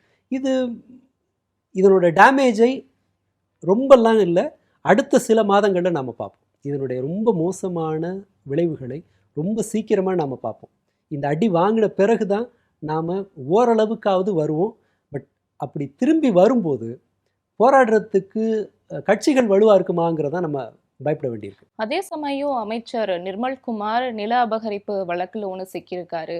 அமைச்சர் புசி ஆனந்த் மேல அரசு வழக்கறிஞர்கள் நியமனத்துல லஞ்சம் வாங்கியிருக்காரு அப்படிங்கிற குற்றச்சாட்டுகள் கூட வந்திருக்கு. இதை எப்படி பாக்குறீங்க? இப்போ தானே ஆரம்பிச்சிருக்காங்க, இனிமே வரும். இல்லைங்க, அவரோட வெப்சைட்டில் ஒன்று போட்டிருக்காரு, இத்தனை கிலோமீட்டருக்கு ரோடு போட்டேன், இது 50 நாளில். இவங்க அமைச்சரவை இதெல்லாம் வந்து அவ்வளோ நாள் தான் ஆயிருக்கும்.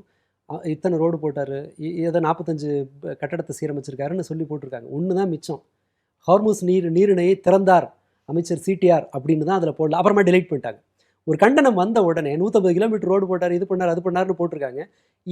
இதை பற்றி ஒரு கிரிட்டிசிசம் வந்த உடனே அது எல்லாத்தையும் ஜீரோ கொண்டு வந்துட்டார் அவங்க வெப்சைட்டில்.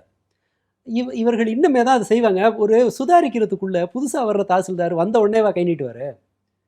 அவருக்கு அங்கே யார் புரோக்கர் இருக்கான்னு தெரியணும், இங்கே என்ன வருமானம்னு தெரியணும், யார் யார் நம்பகமானவன், யார் யார் ஏமாத்துறவன்னு தெரியணும்.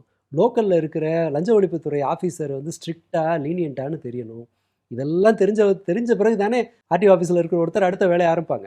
இவங்க அந்த அந்த அந்த ப்ரீதிங் டைமில் சீட்டில் செட் ஆகிறதுக்குள்ளேயே ஆஹா லஞ்சம் ஒழிக்கப்பட்டது, ஊழல் ஒழிக்கப்பட்டதுன்னு போட்டு பெனாத்திட்டு இருக்காங்க.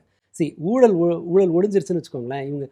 இவங்களுக்கு வந்து ஸ்டேட் பேங்க்கில் போய் அக்கௌண்ட் ஓப்பன் பண்ணிட்டு லஞ்சமே இல்லாமல் அக்கௌண்ட் ஓப்பன் பண்ணிட்டாங்கிற ரேஞ்சில் இருக்குது. பல வேலைகள் தமிழ்நாட்டில் நீங்கள் காசு கொடுக்காம நடக்கும். பெரிய லெவலில் இது இருக்கும். நீங்கள் ஒரு லஞ்சம் இல்லைன்னு சொன்னால் ரோடு தரமாக இருக்கணும்.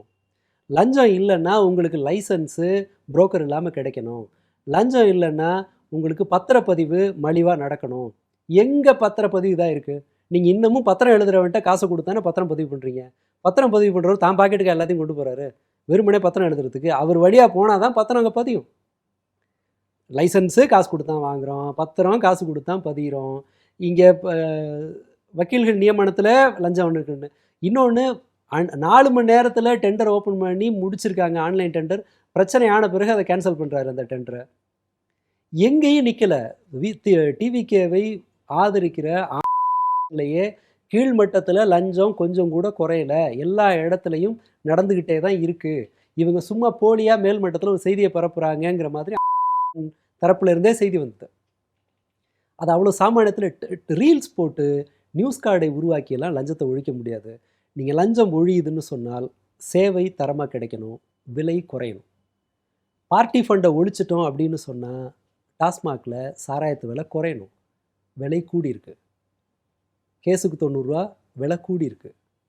சாராயத்தோட தரம் அதிகமாகணும். இதில் ஏதாவது ஒன்று நடந்துச்சான்னு செக் பண்ண சொல்லுங்கள். இது எல்லாமே சும்மா ஆரம்பத்தில் அதான் சொல்கிறேன். ஒருத்தர் ஒரு இடத்துல செட் ஆகும்போது அந்த இடத்த செக் பண்ணுவாங்க, இது சரியா இருக்கா இல்லையாங்கிறத. அதனால ஆனா இன்னைக்கு செய்தியாளர்களை சந்திக்கும் போது நிர்மல்குமார் என்ன சொன்னாருன்னா, எங்களோட சிலர் வந்து போட்டோ எடுத்துக்கிறாங்க, நாங்க அமைச்சரோட நெருக்கமானவங்கன்னு சொல்லி எங்க பேரை அசிங்கப்படுத்தி காசு வாங்கிக்கிறாங்க, அதுக்கு நாங்க பொறுப்பேற்க முடியுமா அப்படிங்கிற மாதிரி விளக்கம். பொறுப்பேற்க நீங்க தாங்க பொறுப்பேற்கணும், நடவடிக்கை எடுக்கிறதுங்க பொறுப்பு. அந்த மாதிரி ஒருத்தர் வெளியில இப்படி ஒருத்தர் நடந்துக்கிறாங்கன்னா நீங்க போலீஸை வச்சுட்டு இந்த மாதிரி ஒருத்தர் நடக்கிறாங்கன்னா மற்ற திருடனை விட இவங்களுக்கு பெரிய பனிஷ்மெண்ட் இருக்கு அப்படின்னு நீங்கள் தான் செய்யணும். இதே மாதிரி லாபி வச்சு அரசு துறைகளில் விலையை ஏற்றி டெண்டரில் விலையெல்லாம் கூட்டி ஃப்ராடு நடந்தது, ஜப்பானில் நடந்தது. எப்படி அதை ஒழிச்சாங்கன்னா, முதல்ல வந்து சரண்டர் ஆகணுனுக்கு மன்னிப்பு, 2வது சரண்டர் ஆகணுனுக்கு குறைந்தபட்ச அபராதம், இந்த மாதிரி இருக்குது அப்படின்னு அந்த லாபிலேருந்து வெளியில் வர்றதுக்கு. இப்படி தான் ரோடு கான்ட்ராக்டருக்கு இதில் இந்த சிஸ்டமில் இருக்க கரப்ஷனை ஒழிச்சாங்க. நீங்கள் அந்த மாதிரி ஒரு சிஸ்டமை கொண்டாங்க. உட்காந்து புலம்பிய என்ன வயசானவங்க திண்ணையில் உட்காந்து ஏன் புலம்புறாங்கன்னா அவங்களுக்கு பார்வை குறைஞ்சிரும், நடமாட்டம் குறைஞ்சிரும், அவங்களால எதையும் செய்ய முடியாதுங்கும் போது ஒரு சலிப்புல புலம்பும். திண்ணையில் உட்காந்துருக்க கிளவி மாதிரி நீங்கள் புலம்புனீங்கன்னா என்ன அர்த்தம்? அதிகாரம் உங்கள்கிட்ட இருக்குல்ல, போலீஸ் உங்கள் கையில் இருக்குல்ல, எந்த பவர் சென்டரையும் அனுமதிக்காத சிஎம் உங்கள்கிட்ட இருக்கார்ல. இப்படி ஃபோட்டோ எடுத்துக்கிட்டு எவனாவது பண்ணான்னா அடுத்த நாள் அவனை அரெஸ்ட் பண்ணு, அவன் பேரில் துரிதமாக நடவடிக்கை எடுன்னு அனௌன்ஸ் பண்ணுங்க. அப்படி ஒரு ரீல்ஸை போட்டு தொலைங்களேன். இப்படி இப்போ கிளை புலம்புற மாதிரி புலம்புனா என்ன அர்த்தம்? முடியாதவங்க மாதிரி. நடவடிக்கை எடுப்பதற்கான அதிகாரம் உங்கள் கையில் இருக்குது. இதை வச்சுக்கிட்டும் திரும்பவும் புலம்புறாங்க. என்ன எனக்கு பொறுப்பு இல்லைன்னா எதுக்கு தான் பொறுப்படுத்துப்பீங்க? சட்டம் ஒழுங்கு உங்கள் காலத்தில் குடிக்க ஆரம்பிச்சிட்டாங்க. இப்போ அந்த நல்ல வேளை நான் நினச்சேன், அந்த லவ் பண்ணி 2 பேர் தற்கொலைன்னு வந்திருக்கு செய்தி, அது என்னன்னு தெரில, மிரட்டலா என்னன்னு தெரியல. அந்த செய்திக்கு கூட நான் ஒரு சமாதானம் சொல்லுவாங்களோ நினச்சேன். அவங்க எங்கள் காலத்தில் லவ் பண்ணாங்க, அவங்க 2 பேரும் டிஎம்கே காலத்தில் லவ் பண்ணிட்டாங்க, இந்த பிரச்சனைக்கு நான் எப்படி பொறுப்பு ஏற்றுக்கிறதுன்னு சொல்லிவிடுவாங்களோன்னு நினச்சேன். ஆனால் அது குறித்து விசிகாவும் பெருசாக கவலைப்படல, அரசும் பெருசாக அலட்டிக்கலைங்கிறதுனால அந்த பிரச்சனை சைடில் போயிடுச்சு. ஆனால் விசிகா தரப்புல இருந்து அமைச்சர் வன்னியரசு சட்டசபையிலேயே தனி சட்டம் இயற்றுங்கிற மாதிரி சொல்லியிருந்தாரு. அது நடக்கவே நடக்காது. ஏன்னா இவங்க எப்போதுமே இந்த மாதிரியான பிரச்சனைகளில் ரொம்ப நேக்காக தலித் தரப்பிலிருந்து தன்னை விடுவித்துக் கொள்கிற வேலையை ஒரு கட்சியாக இருந்தபோதே 10% வாங்குமான்னு நாட்டில் சந்தேகம் இருந்தபோதே ஆதிக்க சாதியினருக்கு எதிராக பேசுவதை தாவேகா அனுமதிச்சதே கிடையாது. பாஜகவுக்கு எதிராக பேசுவதையும் அவர்கள் தேர்தலுக்கு முன்பே அனுமதிச்சதே கிடையாது. கிட்டத்தட்ட வாயில் பிளாஸ்திரி போட்டு ஒட்டி வச்சுருந்தாங்க நாஞ்சில் சம்பத்தை. ஏன்னா அவர் பிஜேபிக்கு எதிராக பேசிடுவாருங்கிறதுனால. இப்போவும் வன்னியரசு எந்திரிச்சு பாஜகவை சொல்கிறாரு, சபாநாயகர் பதறி போய் அதெல்லாம் பேசாதீங்கிறாரு, இவர் சாரிங்கன்னு கேட்டுட்டு இறங்குறாரு. டிவி டிபேட்டில் அவர் பேசுனது கிடையாது, மன்னிப்பெல்லாம் கேட்க முடியாது, நான் பிஜேபி அப்படி தான் பேசுவேன்னு சொன்னவர் அங்கே உட்காந்துட்டு பிஜேபியை தவிர்த்துட்டு பேசுகிறாரு. இதுதான் அவங்களோட, இவங்க முன்பே கூட கவின் படுகொலையில் இவங்களோட நடவடிக்கை என்ன, அவங்க சித்திக்கு சீட்டு கொடுத்துருக்கேன்னாங்க, அவ்வளவுதான். இவர் அங்கே போனாரா? இல்லை. ஏன்? அதில் சம்மந்தப்பட்ட இன்னொரு சாதியை பகைத்துக்கொள்ள அவர் தயாராக இல்லை, டிவிக்கே தயாராக இல்லை. இதுதான் அவங்களோட வரலாறு. இன்னுமே மட்டும் அப்படியே இந்த இந்த இதை தனி சட்டம் கொண்டு வந்துடுவாங்கன்னு நினைக்கிறீங்களா என்ன? அப்படியே ஒருவேளை கொண்டு வர்றதா இருந்தாலும் அது மற்ற தமிழக அரசியலில் வலுவாக இருக்கிற அல்லது ஓட்டு அரசியலில் வலுவாக இருக்கிற சாதிகளுக்கு அது ஒரு பிரச்சனையாக இருக்கும்னா அந்த சட்டம் ஒருபோதும் இவர்களால் நிறைவேற்றப்படாது. ஓட் பேங்க் பாலிட்டிக்ஸில் இவங்க வரும்போதே அதற்கான தகுதிகளோடு தான் வந்தாங்க, எக்காரணத்தை கொண்டும். அதனால் தலித் உரிமை பேசுகிற இயக்கங்கள், விசிகா மாதிரியான கட்சிகளுக்கு ஒரு இருண்ட காலம் காத்துட்ருக்கு. அவங்களால தாங்கள் முன்பு எடுத்த அந்த முரட்டு நிலைப்பாட்டை எடுக்கவே முடியாது. நான் வேணால் சவாலாகவே சொல்கிறேன், எவிடன்ஸ் கதிரோ விசிகாவோ அல்லது பிற அமைப்புகளோ முன்பு திமுக அரசில் செயல்பட்ட மாதிரி வீரியமாக இவங்க ஆட்சியில் செயல்படவே முடியாது. அதான் யதார்த்தம். இவங்க அப்படி ஒரு ஒரு தலித் உரிமை பாலிட்டிக்ஸை பண்ணவே மாட்டாங்க. மிஞ்சி போனால் 7 தலித் அமைச்சர்களை நாங்கள் நியமித்தோம்பாங்க. அதனால் என்ன பிரயோஜனம்? அவர்கள் மீதான வன்கொடுமை குறைஞ்சதா? அவங்களுக்கு ஏதாவது வேறு உரிமை கிடைச்சதா? எதுவுமே கிடையாது. அது இப்படியே தான் இருக்க போகுது. கிறிஸ்டியன் மினிஸ்டர்ஸ் நிறைய இருக்காங்க. பிஜேபி என்ன இப்போ பாலிடிக்ஸ் பண்ணுறாங்கன்னு பார்த்தீங்கன்னா, சபாநாயகர் கிறிஸ்டியனு, முதல்வர் கிறிஸ்டியனு, ஐயோ ஒரே கிறிஸ்டியன்ஸாக இருக்காங்களேன்னு அந்த பக்கத்து வந்து ஹிந்து கன்சாலிடேஷன் நடந்துகிட்ருக்கு. கிறிஸ்தவர்கள் இந்த அரசில் வலுவாக இருக்கிறாங்கங்கிறதுனால கிறிஸ்டியன் ரைட்ஸில் ஏதாவது 1% இம்ப்ரூவ்மெண்ட் இருக்கா? இல்லை. அந்த கிறிஸ்துவ நிறுவனங்களை இன்னும் நெருக்கடிக்குள்ளாக்குகிற சட்ட திருத்தம் தான் அமலுக்கு வரப்போகுது. அதனால் இனிமேல் அந்த தலித் பாலிட்டிக்ஸுங்கிறது வந்து தமிழக அரசியலில் இரலவெண்ட் ஆகும் இவங்க ஆட்சியில் இருக்கும் வரைங்கிறது தான் யதார்த்தம். ஏன்னா அந்த கட்சிகள்லாம் இவங்களுக்கு சப்போர்ட்டாக இருக்குது. ஆனால் அதற்கு அந்த உரிமைக்கான எந்த நடவடிக்கையும் எடுக்கப்படுற மாதிரி தெரியல. இது இன்னும் வேர்ஸ்டாக தான் ஆகும். அவங்களுக்கு இது ஒரு பெரிய நெருக்கடி. திமுகவுக்கோ அதிமுகவுக்கோ இது ஒரு எக்ஸிஸ்டென்ஷியல் கிரைசிஸே இல்லை. அதே சமயம் திமுக, அதிமுக, பாஜக 3 பேரும் தனித்தனியா ஆளுநரை சந்திச்சு தாவேக அரசு குதிரை பேரம் பண்றாங்க, இதுக்கு நடவடிக்கை எடுங்க அப்படின்னு சொல்லி மனு கொடுத்துருக்காங்க. இதுக்கு ஒரு வேளை ஆளுநர் நடவடிக்கை எடுத்தாருன்னா அது என்ன மாதிரி நகரும்? இல்லை, இது அகெயின் இது ஒரு அசஸ்மெண்ட் தான். இவங்க ஒத்துழைச்சிட்டாங்கன்னா ஆளுநர்கிட்ட போகிறதுங்கிறது எங்கே இருக்கும்னா, இந்த கட்சிகள் வேறு என்ன நடவடிக்கை எடுக்க முடியும்? இந்த சிஸ்டமில் இருக்கிறது வழக்கு தொடுக்கலாம், ஆளுநர்கிட்ட மனு கொடுக்கலாம். ஆளுநர்கிட்ட டிவிகேவும் மனு கொடுத்துருக்கு. ஆளுநர்கிட்ட போகிறதுங்கிறது ஒரு பொலிட்டிக்கலாக அது ஒரு சிஸ்டமில் இருக்கிற ஒரு முறை. அது நீங்கள் அங்கே தான் போய் கொடுத்தாகணும் இவங்க அரசுக்கு. அதை பின்னாடி ஏதாவது கேட்கும்போது, ஒரு வழக்கு தொடுக்கும்போது, அல்லது வந்து நாளை பின்ன ஒரு 2 வருஷம் கழித்து இந்த குதிரை பேரம்னு பிரச்சாரம் பண்ணிங்களே தவிர நீங்கள் என்னையா நடவடிக்கை எடுத்தீங்க, சட்டப்பூர்வமாக என்ன நடவடிக்கை எடுத்தீங்கன்னு தாவேகா சைட்லேருந்தே ஒரு கேள்வி வரலாம். அதற்காக இது ஒன்று கொடுக்குறாங்க. பட் இந்த ஆளுநர்கிட்ட போகிறதுங்கிறது அது ஒரு சுருக்கு கயிறை அவர் கையில் ஒப்படைக்கிறது, அவ்வளவுதான். அதன் நடவடிக்கைங்கிறது பாஜகவுக்கு தாவேகா எவ்வளோ ஒத்துழைப்பு கொடுக்குதுங்கிறத பொறுத்து சைலண்ட்டாக இருக்கும். ஒத்துழைப்பு இல்லைங்கும் போது அந்த கயிறு இருக்கும், அவ்வளவுதான். தேவைப்படும் போது அவர்கள் பயன்படுத்துவார்கள். பட் அது நான் இன்னமும் உறுதியாக நம்புறது என்னென்னா, தாவேகாவை பெரிய நெருக்கடிக்குள்ளாக்கும் வேலையை பாஜக செய்யாது. ஆனா என்ன சொல்லப்படுதுன்னா, ஆளுநர் வந்து குடியரசுத் தலைவருக்கோ அல்லது தேர்தல் ஆணையத்துக்கோ ஒரு கடிதம் எழுதினாரு அப்படின்னா இந்த ஆட்சி கவிழ்றதுக்கு கூட வாய்ப்பு இருக்கு அப்படின்னு கூட சொல்லப்படுது. இல்லை, சாத்தியங்கள் நம்ம மறுக்கிறதே இல்லை. இந்த ஆளுநர்கள் வந்து எவ்வளவு கிரிட்டிக்கலாக இவ்வளவு நெருக்கடி கொடுக்க முடியுமோ கொடுக்கலாம். ரொம்ப சிம்பிள்.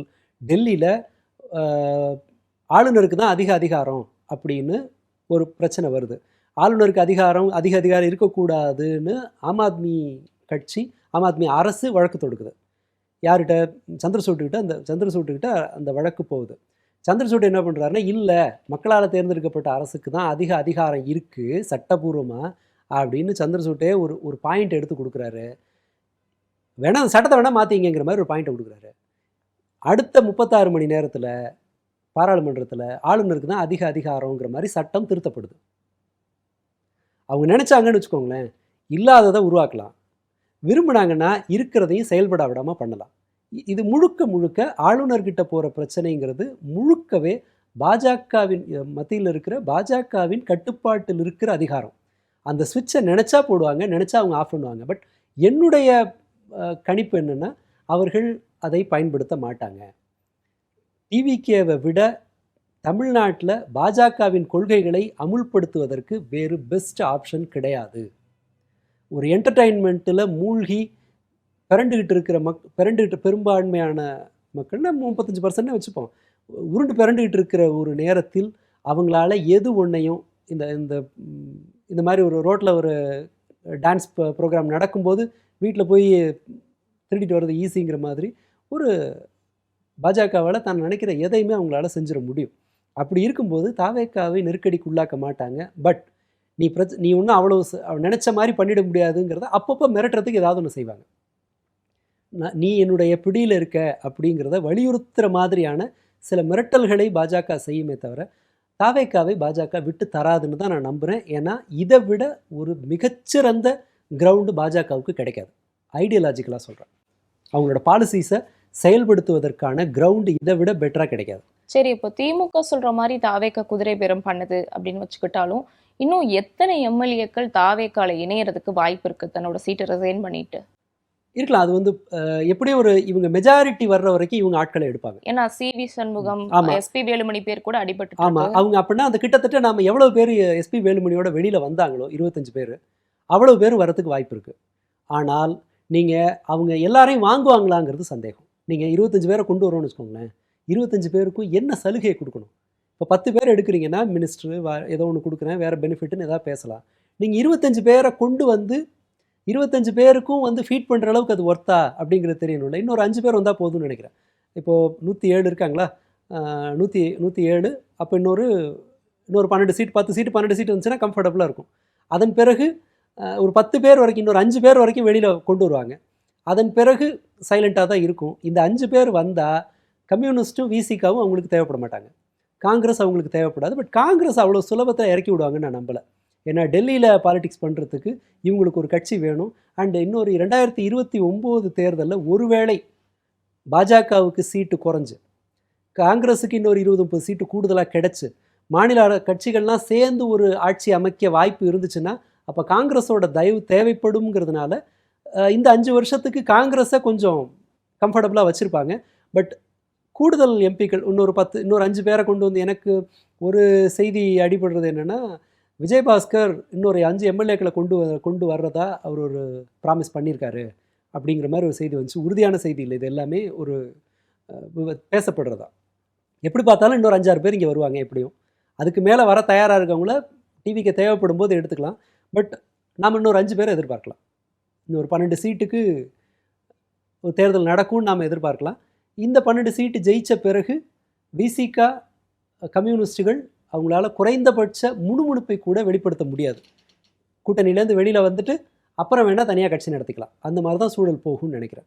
எல்லாரும் ஒரு 25 பேரும் வருவாங்கன்னு நான் நம்பலை. பட் ஒரு ஒரு ஒரு பேக்கப்பில் ரிசர்வில் சிலரை வச்சுருப்பாங்க. அவங்க ஒரு அதிருப்தி அதிமுக எம்எல்ஏக்களாகவே சைலண்ட்டாக இருப்பாங்க. தேவைப்படும் போது என்கேஜ் பண்ணிக்கிற மாதிரி ஒன்று இருக்கும். பட் நான் ஒரு 10-12 பேருக்கு வரைக்கும் ஒட்டுமொத்தமாக அதிமுகலேருந்து வெளியில் வர வாய்ப்பு இருக்குன்னு நினைக்கிறேன். 2026 தேர்தல் முடிஞ்சு கிட்டத்தட்ட பல மாசங்கள் ஆயிடுச்சு. 3 மாதம். 3 மாசம் ஆயிடுச்சு. அப்படி இருக்கிற பட்சத்துக்கு இப்போதான் எடப்பாடி அவர்கள் தலைமையில தேர்தலில் ஏன் தோல்வி அடைஞ்சோன்னு ஆலோசனை கூட்டம் நடக்குது. வெளியிலிருந்து, அதாவது அதிமுகல இருந்து வெளியே போனவங்க தொடர்ச்சியாக வைக்கிற குற்றச்சாட்டு என்னன்னா, சுய விமர்சனம் வந்து எடப்பாடி பண்ணிக்க மாட்டாரு, அதனால தான் நாங்கள் வெளியே போனோம் அப்படிங்கிற மாதிரி கூட சொன்னாங்க. ஒருவேளை அதுவும் ஒரு காரணமா இருக்கலாமோ? இல்லை, எடப்பாடி அதிமுகவினுடைய அந்த கட்டுமானம் அது ஒரு சிக்கலான ஒன்று. அது அங்கே இருக்கிற நிர்வாகிகளும் சரி தொண்டர்களும் சரி, அது தாலுகா ஆஃபீஸ் பியூனு கதை சொல்லுவாங்க. அங்கே நாற்காலிக்கு தான் மரியாதை. தாசில்தார் ஆஃபீஸ் பியூனு வந்து அந்த சீட்டில் யார் இருந்தாலும் அவங்களுக்கு பணிஞ்சு வேலை செய்வார். அந்த சீட்டை விட்டு வெளியில் வந்துட்டால் மரியாதை இருக்காது. அதிமுக எம்ஜிஆருங்கிற முகம்தான் அதனுடைய அடிப்படையாக இருந்தது. மற்றபடி கொள்கையோ அவங்களுக்கு வேறு எந்த இதுவும் கிடையாது. ஜெயிக்கணும், எம்ஜிஆர் மூஞ்சு, இவ்வளவு தான். அதன் பிறகு அதே பேட்டர்னில் ஜெயலலிதா வந்தாங்க. ஜெயலலிதா பின்பற்றிய பாணி என்னென்னா எம்ஜிஆர்லேருந்து டிஃப்ரெண்ட்டாக இருந்தது. அவங்க ஒரு லாட்ரி சிஸ்டம் மாதிரி வச்சுருந்தாங்க. விஜயபாஸ்கர் இருக்கார் இல்லையா, விராலிமலை விஜயபாஸ்கர் இருக்கார் இல்லையா, அவருக்கு முன்பு அந்த மாவட்டத்தில் அவர் பல படிகள் கீழே இருந்தார். அவனை வெறுப்பேற்றணும்னா இவங்கள பதவிக்கு கொண்டு வா அப்படிங்கிற மாதிரியான ஒரு சிஸ்டமை ஜெயலலிதா ஆட்சியில் இருந்தபோது, இல்லை கட்சியை நடத்திய போது, யாரையும் மாவட்ட செயலர் ஆக்குவார், யாரையும் எம்எல்ஏ ஆக்குவார், யாரை வேணாலும் தூக்கி போடுவாருங்கிற மாதிரியான ஒரு நிச்சயமற்ற ஒரு அரசியல் இது இருக்கும். அதனால் என்ன பண்ணுவாங்கன்னா எல்லாருமே பயப்படுவாங்க. எம்ஜிஆர் காலத்தில் ஒரு பத்திரிகை நடந்தது, அதை எடுத்து ஓப்பன் பண்ணால் தான் இன்றைக்கி நம்ம பதவியில் இருக்கமா இல்லையான்னு தெரியும். அதே போல் தான் நமது எம்ஜிஆரை வந்து எடுத்து டெய்லி ஏன் பார்ப்பாங்க எம்எல்ஏக்கள் இல்லை பதவியில் இருக்கவங்களான்னா, திடீர்னு இருந்தாப்புல இருந்து பதவியிலேருந்து போயிடுவாங்க, பிடிங்கி விட்ருவாங்க. இந்த மாதிரியான பிரச்சனை அவங்க நடத்தின விதம் வேறு. எடப்பாடி அது ஒரு கிட்டத்தட்ட ஒரு ஒரு ஒரு அதிக ஏலத்தில் எடுத்த மாதிரி தான் அதை எடுத்தார் அவர்.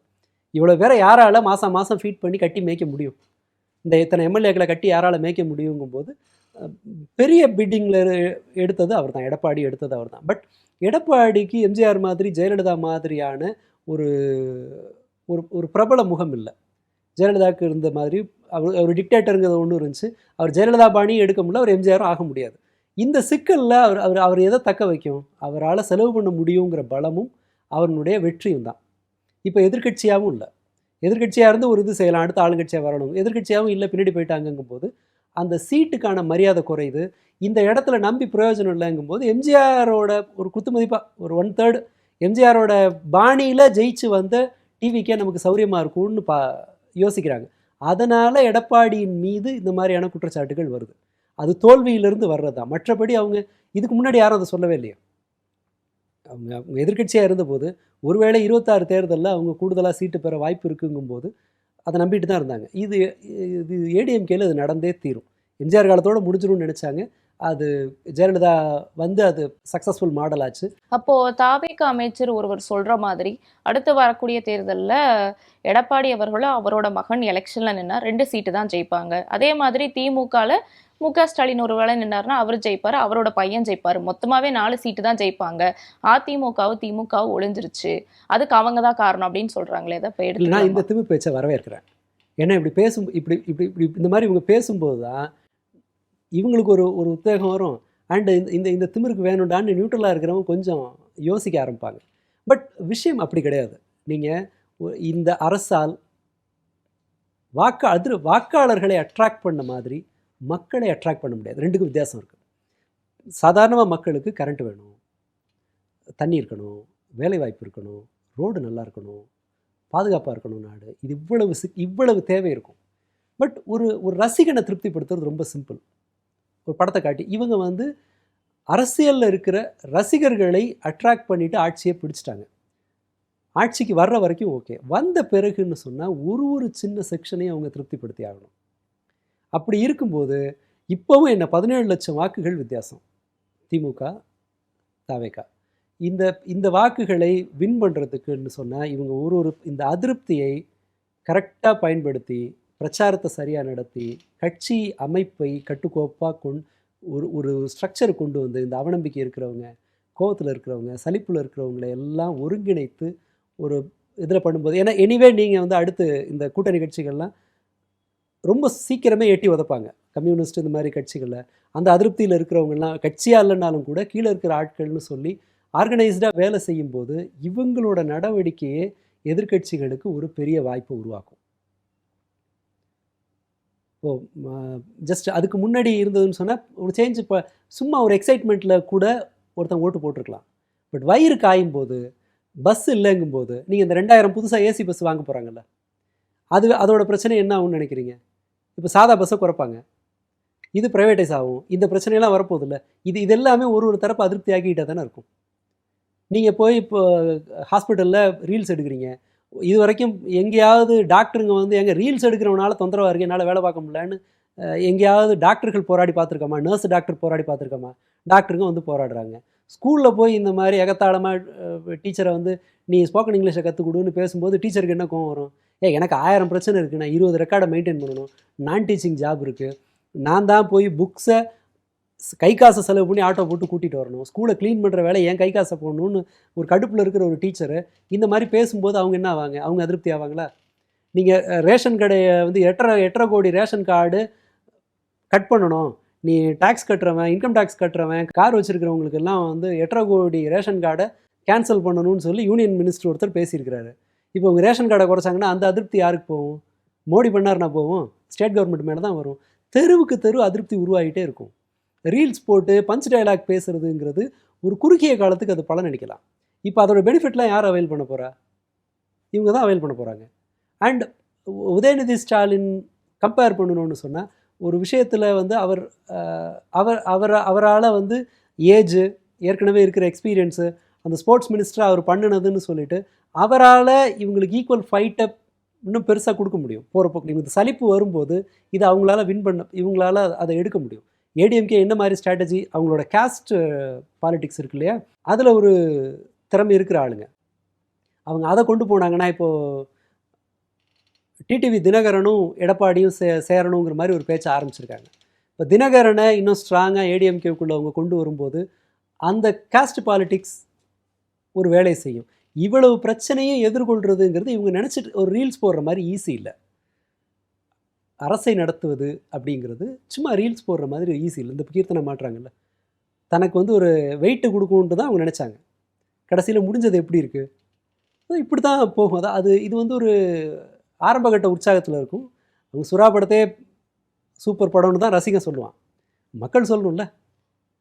அதனால் அது ஒரு பேராசை அது. பட் நான் அதை வரவேற்கிறேன். தாவேக்காரர்கள் இது மாதிரி நிறைய பேசணும் அப்படின்னு நான் அப்படி பேசினா நல்லாயிருக்கும், நமக்கும் பொழுது போகும். இங்கே வெளியில் இருக்கவங்க ரியலைஸ் பண்ணுவாங்க, சாதாரண ஜனங்க. அதனால் அது ஒரு நல்ல மாற்றம்னு நினைக்கிறேன். இந்த மாற்றம் அப்படியே தொடரணும்னு நான் நினைக்கிறேன். நீங்க பேசும்போது சொல்லியிருந்தீங்க 100 நாள் வேலை திட்டத்துக்கான பெயர் மாற்றப்பட்டிருக்கு, 40% நிதியை மாநில அரசுகள் கொடுக்கணும்னு சொல்லியிருந்தீங்க. இந்த ஒரு பிரச்சனையில தாவேக்கா பெருசா பேசல. அடுத்து தொடர்ச்சியா குற்ற சம்பவங்கள் நடக்குது. முழுசா பயிர்க்கடன் தள்ளுபடி பண்ணாதனால ஒரு விவசாயி மன உளைச்சல்ல உயிரிழந்திருக்காரு. இந்த மாதிரி மக்கள் பிரச்சனைகள்ல தாவேக்கா கோட்டை விட்டுட்டு இருக்கா? இல்லை, கோட்டையெல்லாம் விடலை. அவங்களுக்கு எது ஓட்டை கொண்டு வருமோ அந்த வேலையை மட்டும் செய்கிறாங்க. அவங்க மெனக்கெட விரும்பலை, அவ்வளவுதான். இதெல்லாம் வந்து அவங்க எப்போ நிறுத்துவாங்கன்னா, இந்த ப்ளேம் பாலிட்டிக்ஸ் இர்ரெலவெண்ட் ஆகும் இல்லையா, அது மக்களை கடுப்பேற்றி இது சரிப்பட்டு வராது, என்ன இவ்வளோ அல்பத்தனமாக நடந்துக்கிறாங்கன்னு ஜனங்க தன்னுடைய கோபத்தை வெளிப்படுத்தும் வரை அவங்க இதைத்தான் தொடருவாங்க. ஏன்னா இந்த பஞ்ச் டயலாக் பாலிட்டிக்ஸ்லையும் இதை போல் இந்த ஃபேக் நியூஸ் பாலிட்டிக்ஸ்லையும் அவர்கள் ஒரு வெற்றியை பெற்றிருக்கிறார்கள். அது ஒரு சக்ஸஸ் மாடலாக அவங்க நிரூபிச்சிருக்காங்க. அந்த மாடல் ஆக்டிவாக இருக்கிற வரைக்கும், அதிலிருந்து பெனிஃபிட் வர்ற வரைக்கும் அவங்க இதை பயன்படுத்துவாங்க. பால் கறக்கிற மாட்டுக்காரன் பால் கறக்கிற மாதிரி தான். மாடு உதைக்கிற வரை அல்லது பால் வர்றது நிற்கிற வரைக்கும் பால் கறக்கிறவங்க பால் கறப்பாங்க. இதுதான் யதார்த்தம்.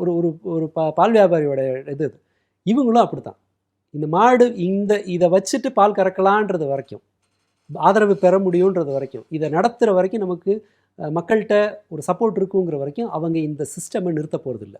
ஏன்னா சட்டம் ஒழுங்கு இது எல்லாத்துலேயும் அவங்க பெருசாக மெனக்கடலை அலட்டிக்கலைங்கிறது பட்டவர்த்தனமாக தெரியுது. எந்த நம்பிக்கைன்னா பழிய போட்டுடலாம்.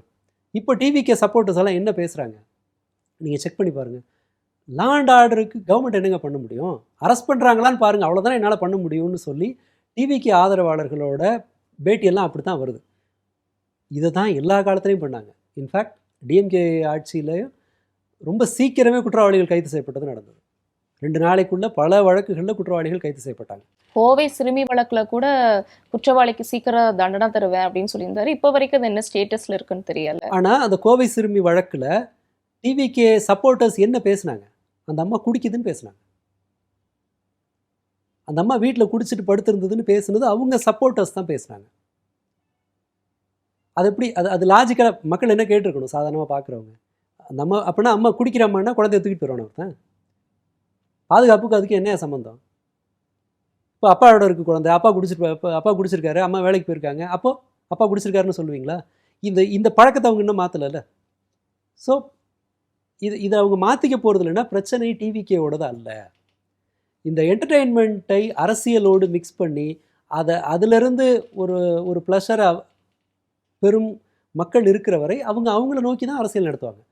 ஏன் பாஜக இஸ்லாமியர்களோட உரிமையும் கிறிஸ்தவர்களோட உரிமையும் பேசுறது இல்லை? அவங்க ஓட்டு அவங்களுக்கு தேவையில்லை இல்லையா? அதானே கணக்கு. அதனால தான் அவங்கள புறக்கணிக்கிறாங்க, அவங்களுக்கு எதிராக எதை வேணால் செய்யலான்றாங்க, அவங்கள ஒரு எதிரியாக காட்டுறாங்க. தாவேக்கா தமிழ்நாட்டில் இருக்கிற என்டர்டெயின்மெண்ட் அடிக்ட் ஆகிருக்காங்க இல்லையா, அவங்களோட ஓட்டு நமக்கு போதும்னு நினைக்கிறாங்க. ஸோ அவங்களுக்கு இந்த சட்டம் ஒழுங்கு ஒரு பிரச்சனை கிடையாது, வேலைவாய்ப்பின்மை ஒரு பிரச்சனை கிடையாது, உள்கட்டமைப்பு மோசமாக இருக்கிறது ஒரு பிரச்சனை கிடையாது. இதெல்லாம் இல்லைங்கும்போது அவங்க ஏன் அதுக்கான ஒரு அரசியல் நடத்தணும்? சிக்கல் அந்த கட்சியில் இல்லை. அந்த கட்சி மோசமான சூழலை பயன்படுத்தி கொள்கிறது. பிரச்சனை கிரவுண்டில் இருக்குது. கம்ப்ளீட்டாக வெறுமனே பொழுதுபோக்கு மட்டுமே போதும், எனக்கு சீரியஸாக எதுவும் வேண்டாம், சென்சிபிளான எந்த கண்டென்ட்டும் எனக்கு தேவையில்லை, நான் சும்மா வைப் பண்ணிவிட்டு ஜஸ்ட் ஒரு ஒரு பொழுது அண்ணன் எப்படி இருக்காரு அப்படி இருக்காரு பஞ்ச் டைலாக் பேசுகிறத மட்டும் எனக்கு போதும், எனக்கு கடினமான அரசியல் வேணான்னு சொல்கிறவங்கள பயன்படுத்திக்கிறாங்க அவங்க, அவ்வளோதான். ஒருவேளை இதை இப்படி பார்க்கலாமா? விஜய் அவர்கள் எக்கச்சக்கமான தேர்தல் வாக்குறுதிகளை அறிவிச்சிருந்தாரு. சிலதை தான் நிறைவேற்றிருக்காரு, சிலதை இன்னும் அறிவிக்க தான் செஞ்சிருக்காரு. இதெல்லாம் இன்னும் நிறைவேற்றலையேன்னு விஜய் மேல மக்கள் அதிருப்தியில இருந்தாங்க. ஒருவேளை அதை மடைமாற்றம் பண்றதுக்காக இந்த மாதிரி பாலிடிக்ஸ் பண்றாரு. நிச்சயமாக மடைமாத்துறது தான் அவங்க செய்வாங்க. நீங்கள் வேணா முன்பே அவர் சொல்லிட்டார், எனக்கு கொஞ்சம் டைம் கொடுங்க அப்படின்னாரு. கொஞ்சங்கிறது எவ்வளவு? 20 வருஷம் கூட கொஞ்சம் தான் ஒரு நீண்ட காலத்தில் பார்க்கும்போது. மோடி சொன்னார்ல 5 வருஷம் டைம் கொடுங்கன்னாரு. 5 வருஷம் கழிச்சு என்ன சொன்னார்? அடிப்படை பிரச்சனையெல்லாம் தீர்த்துட்டோம், இன்னொரு 5 வருஷம் டைம் கொடுங்கன்னாரு. அடுத்த 5 வருஷம் வந்தபோது என்ன சொன்னார்? 2047 வரைக்கும் டைம் கொடுங்கட்டார்.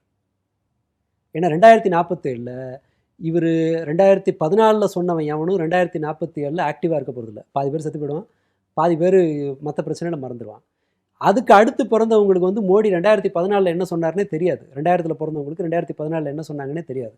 அவர் வந்து கோல் போஸ்ட்டை மாற்றிக்கிட்டே போவார். இவங்களும் அதே தான் பண்ணுவாங்க. வாக்குறுதி, நீங்கள் விவசாயிகள் போராட்டம் நடக்குதுல்ல, பயிர்க்கடன் தள்ளுபடின்னு இவங்க சொன்னாங்க. வந்த பிறகு என்ன சொன்னாங்கன்னா அதில் ரொம்ப குறைவான பலன் இருக்கிற மாதிரி பயிர்க்கடன் தள்ளுபடியே பண்ணுறாங்க. ஆனாலும் விவசாயிகள் போராட்டம் நடக்குது. விவசாயிகள் போராட்டம் நடக்கும்போது அவர் என்ன சொல்கிறாரு?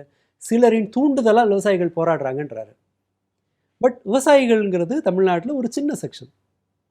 மற்றவர்கள் விவசாயிகளுக்கு ஆதரவாக நிற்கும் போது தான், நீ ஏன் சொன்னதை செய்யலைன்னு கேட்கும்போது தான் அவங்க அதை செய்யறதுக்காக முயற்சி பண்ணுவாங்க. அது வரைக்கும் அவங்க என்ன பண்ணுவாங்கன்னா, நாளை பின்ன எல்லினோ மேலே பழி போடுவாங்க. ஐயோ வந்து பாருங்கள் எல்லினோ வந்துருச்சு, நான் என்ன பண்ணுறது அப்படிம்பாங்க. இதை மாதிரி ஏதோ ஒன்று மேலே பழி போட்டுக்கிட்டே போவாங்க. எப்போ இது ஸ்டாப் ஆகும்? அவங்க சொன்னதை செய்ய மாட்டாங்க, நான் உறுதியாக நம்புகிறேன். அவர்கள் எந்த வாக்குறுதியும் நிறைவேற்ற மாட்டார்கள், நிறைவேற்ற முடியாது. 2-3 காரணம் இருக்குது. சில காரணங்களுக்கு இவங்க பொறுப்பு, சில காரணங்களுக்கு இவங்க பொறுப்பு இல்லை. அதை வேணால் ஒத்துக்கலாம். பட் இவர்கள் சொன்ன வாக்குறுதி எல்லாமே நிறைவேற்றத்தக்கது அல்ல. இப்ப கூட மேகதாது அணை தொடர்பா ஒரு குழு அமைக்கிறது கூட சொல்லியிருந்தாங்க. பட் இப்ப வரைக்கும் அதை அமைக்கல. அதையும் கூட அதில் அன்புமணியை கூப்பிட்டு பேசியிருக்காங்கல்ல, அது அது ஒரு திருமாவளவனுக்கு காட்டுற சிக்னல். உங்களை நம்பியெல்லாம் நான் இல்லை, எனக்கு பாமக இருக்குது அப்படிங்கிற ஒரு சிக்னல். அந்த செய்தி கூட தாவேகா தரப்பிலிருந்து எப்படி வந்ததுன்னு பாருங்கள். இந்தந்த விஷயங்கள் பேசுனாங்க, அன்புமணியினுடைய பரிந்துரை இது, அரசாங்கம் ஏற்றுக்கொண்டது இது அப்படின்னு ஏதாவது செய்தி வந்துச்சா? புஷி ஆனந்த் வாசலுக்கே போய் வரவேற்றார். அமைச்சரோட சீட்டில் உட்காராமல் அன்புமணி பக்கத்தில் உட்கார்ந்தார். அன்புமணி போய் அமைச்சர் சீட்டில் உட்கார வச்சாங்க. அதில் சௌமியா அன்புமணியோட ரியாக்ஷன் இப்படி இருந்தது. இதான செய்தியாக வந்துச்சு. நான் ஏன் என்டர்டெயின்மெண்ட்னு திரும்ப திரும்ப சொல்கிறேன்னா இதை கவனிங்க.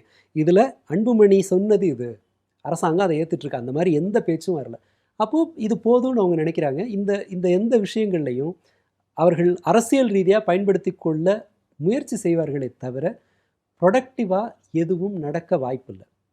அதிர்ஷ்டவசமாக சிலது நடக்கலாம். ஒரு அரசியல் ஒன்று சொல்லுவாங்க, கழுதையை கொண்டு வந்து நிறுத்தினாலும் கூட அட்மினிஸ்ட்ரேஷன் அது பாட்டுக்கு நடந்துகிட்டே இருக்கும். முக்கியமான முடிவெடுக்க தான் உங்களுக்கு ஒரு தலைமைன்னு ஒன்று வேணும். மற்றபடி வாத்தியாருக்கு சம்பளம் வந்துக்கிட்டே இருக்கும், வரி வசூல் பண்ணுறவங்க வரியை வசூல் பண்ணிக்கிட்டே இருப்பாங்க, பொதுப்பணித்துறை மெயின்டெனன்ஸை பண்ணிக்கிட்டே தான் இருக்கும். இதெல்லாம் சரியாக நடக்குதான்னு பார்க்குறதுக்கும் இதில் ஒரு பெரிய மாற்றத்தை கொண்டு வர்றதுக்கும் புதுசாக ஒன்று இம்ப்ளிமெண்ட் பண்ணுறதுக்கும் தான் ஒரு அரசு வேணும். மற்றபடி எல்லா வேலையும் அது பாட்டுக்கு நடந்துக்கிட்டே தான் இருக்கும். இவங்க கொடுத்த வாக்குறுதியை நிறைவேற்றுவது அப்படிங்கிறது மக்களினுடைய நெருக்கடியிலிருந்து தான் சாத்தியம். பட் ஸ்டில் அவர்கள் இந்த இந்த இந்த என்டர்டெயின்மெண்ட் கண்டென்ட்டை வச்சு மட்டும் அரசியலை நடத்த முடியும், ப்ளேம் பாலிட்டிக்ஸை மட்டும் வச்சு நடத்த முடியும்னு நம்புகிறாங்க. அது ஒர்க் அவுட் ஆகிற வரை அதைத்தான் அவங்க தொடருவாங்க. எனக்கு பெரிய நம்பிக்கை எதுவும் கிடையாது. தாவேகா தலைமையில இப்போ ஒரு புதிய கூட்டணி அமைய போகுது, அதுக்கு ஒரு பேர் வைக்க போறோம் அப்படின்னு சொல்லி ஒரு 4 கட்சிகளை சேர்த்து ஒரு கூட்டம் ஒன்று நடத்தியிருந்தாரு முதலமைச்சர் விஜய். ஒருவேளை திமுகவை இதன் மூலியமா ஓரங்கட்டிட்டாங்களா அல்லது முடிச்சிட்டாங்களா? திமுகவை முடிச்சிடுறதுங்கிறதுல இது ரொம்ப ரொம்ப விளையாட்டுத்தனமான ஒன்று. அது ஓவர் கான்ஃபிடென்ஸில் வர்ற வார்த்தை. கஞ்சா அடித்தவங்கலாம் என்னால் எல்லாமே முடியும், நான் ஹெலிகாப்டர் வாங்குவேன்னு சொல்லுவாங்க. அது மூளையை அது வந்து ஒரு மாதிரி டெலிவிஷன் மாதிரி ஒன்று உருவாக்கிறோம்.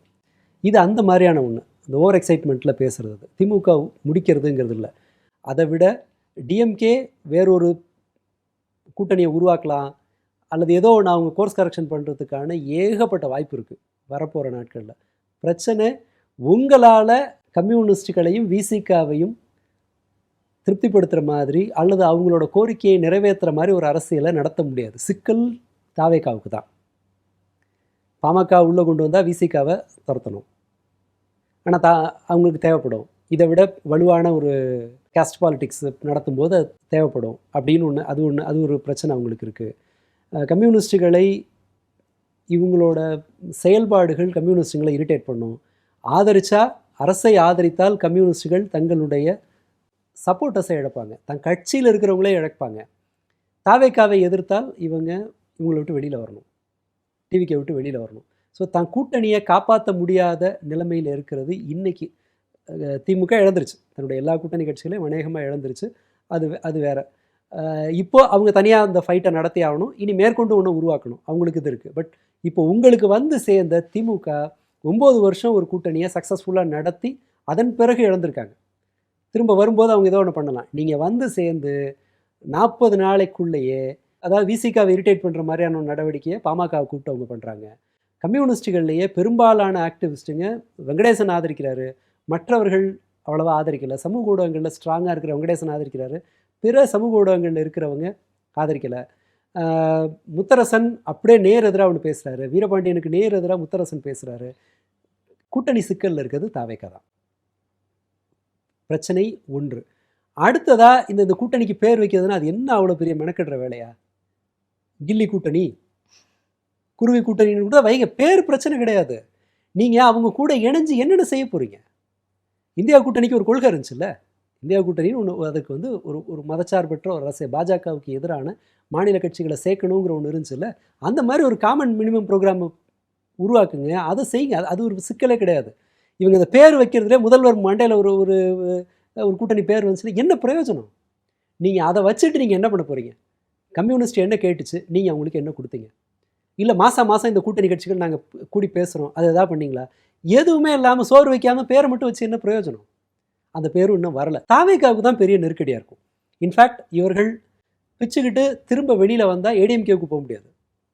இப்போ கம்யூனிஸ்ட்டுகளோ விசிகாவோ அல்லது விசிகா தலைமை மேலே அதிருப்தி இருந்து இவங்க நடவடிக்கை தாவேகா ஆதரிக்குது, தலித் ரைட்ஸை இவங்க பேசுறது இல்லைங்கும்போது அவங்க வெளியில் வந்தால் யார்கிட்ட போவாங்க? ஆனால் இப்படி இல்லை, நம்ம விமர்சனம் வச்சாலுமே வரக்கூடிய நாடாளுமன்ற தேர்தலில் காங்கிரஸை கைக்குள்ள வச்சிருக்கு தாவேகா. ஸோ அவங்களோட சேர்ந்து போட்டியிடலாம், அவங்களோட சேர்ந்து கூட்டணி வைக்கலாம். இந்த மாதிரி எனக்கு நான் 29 நாடாளுமன்ற தேர்தலில் அவங்களுக்கு ஒரு ஒரு கம்ஃபர்டபுள் அலையன்ஸ் காங்கிரஸோடு இருக்குங்கிறத நான் நம்புகிறேன். அதை உடைக்க திமுக தனித்து விடப்பட்டிருக்குன்னு இல்லை. ஆனால் இந்த நான் கேட்க வர்றது, வெறுமனே தலைமையை மட்டும் வச்சுக்கிட்டு விசிகாவையும், இப்போ விசிகா நடத்துகிற அரசியலை, கம்யூனிஸ்டுகள் பேசுகிற அரசியலை தாவேகாவால் செயல்படுத்த முடியாது இல்லையா?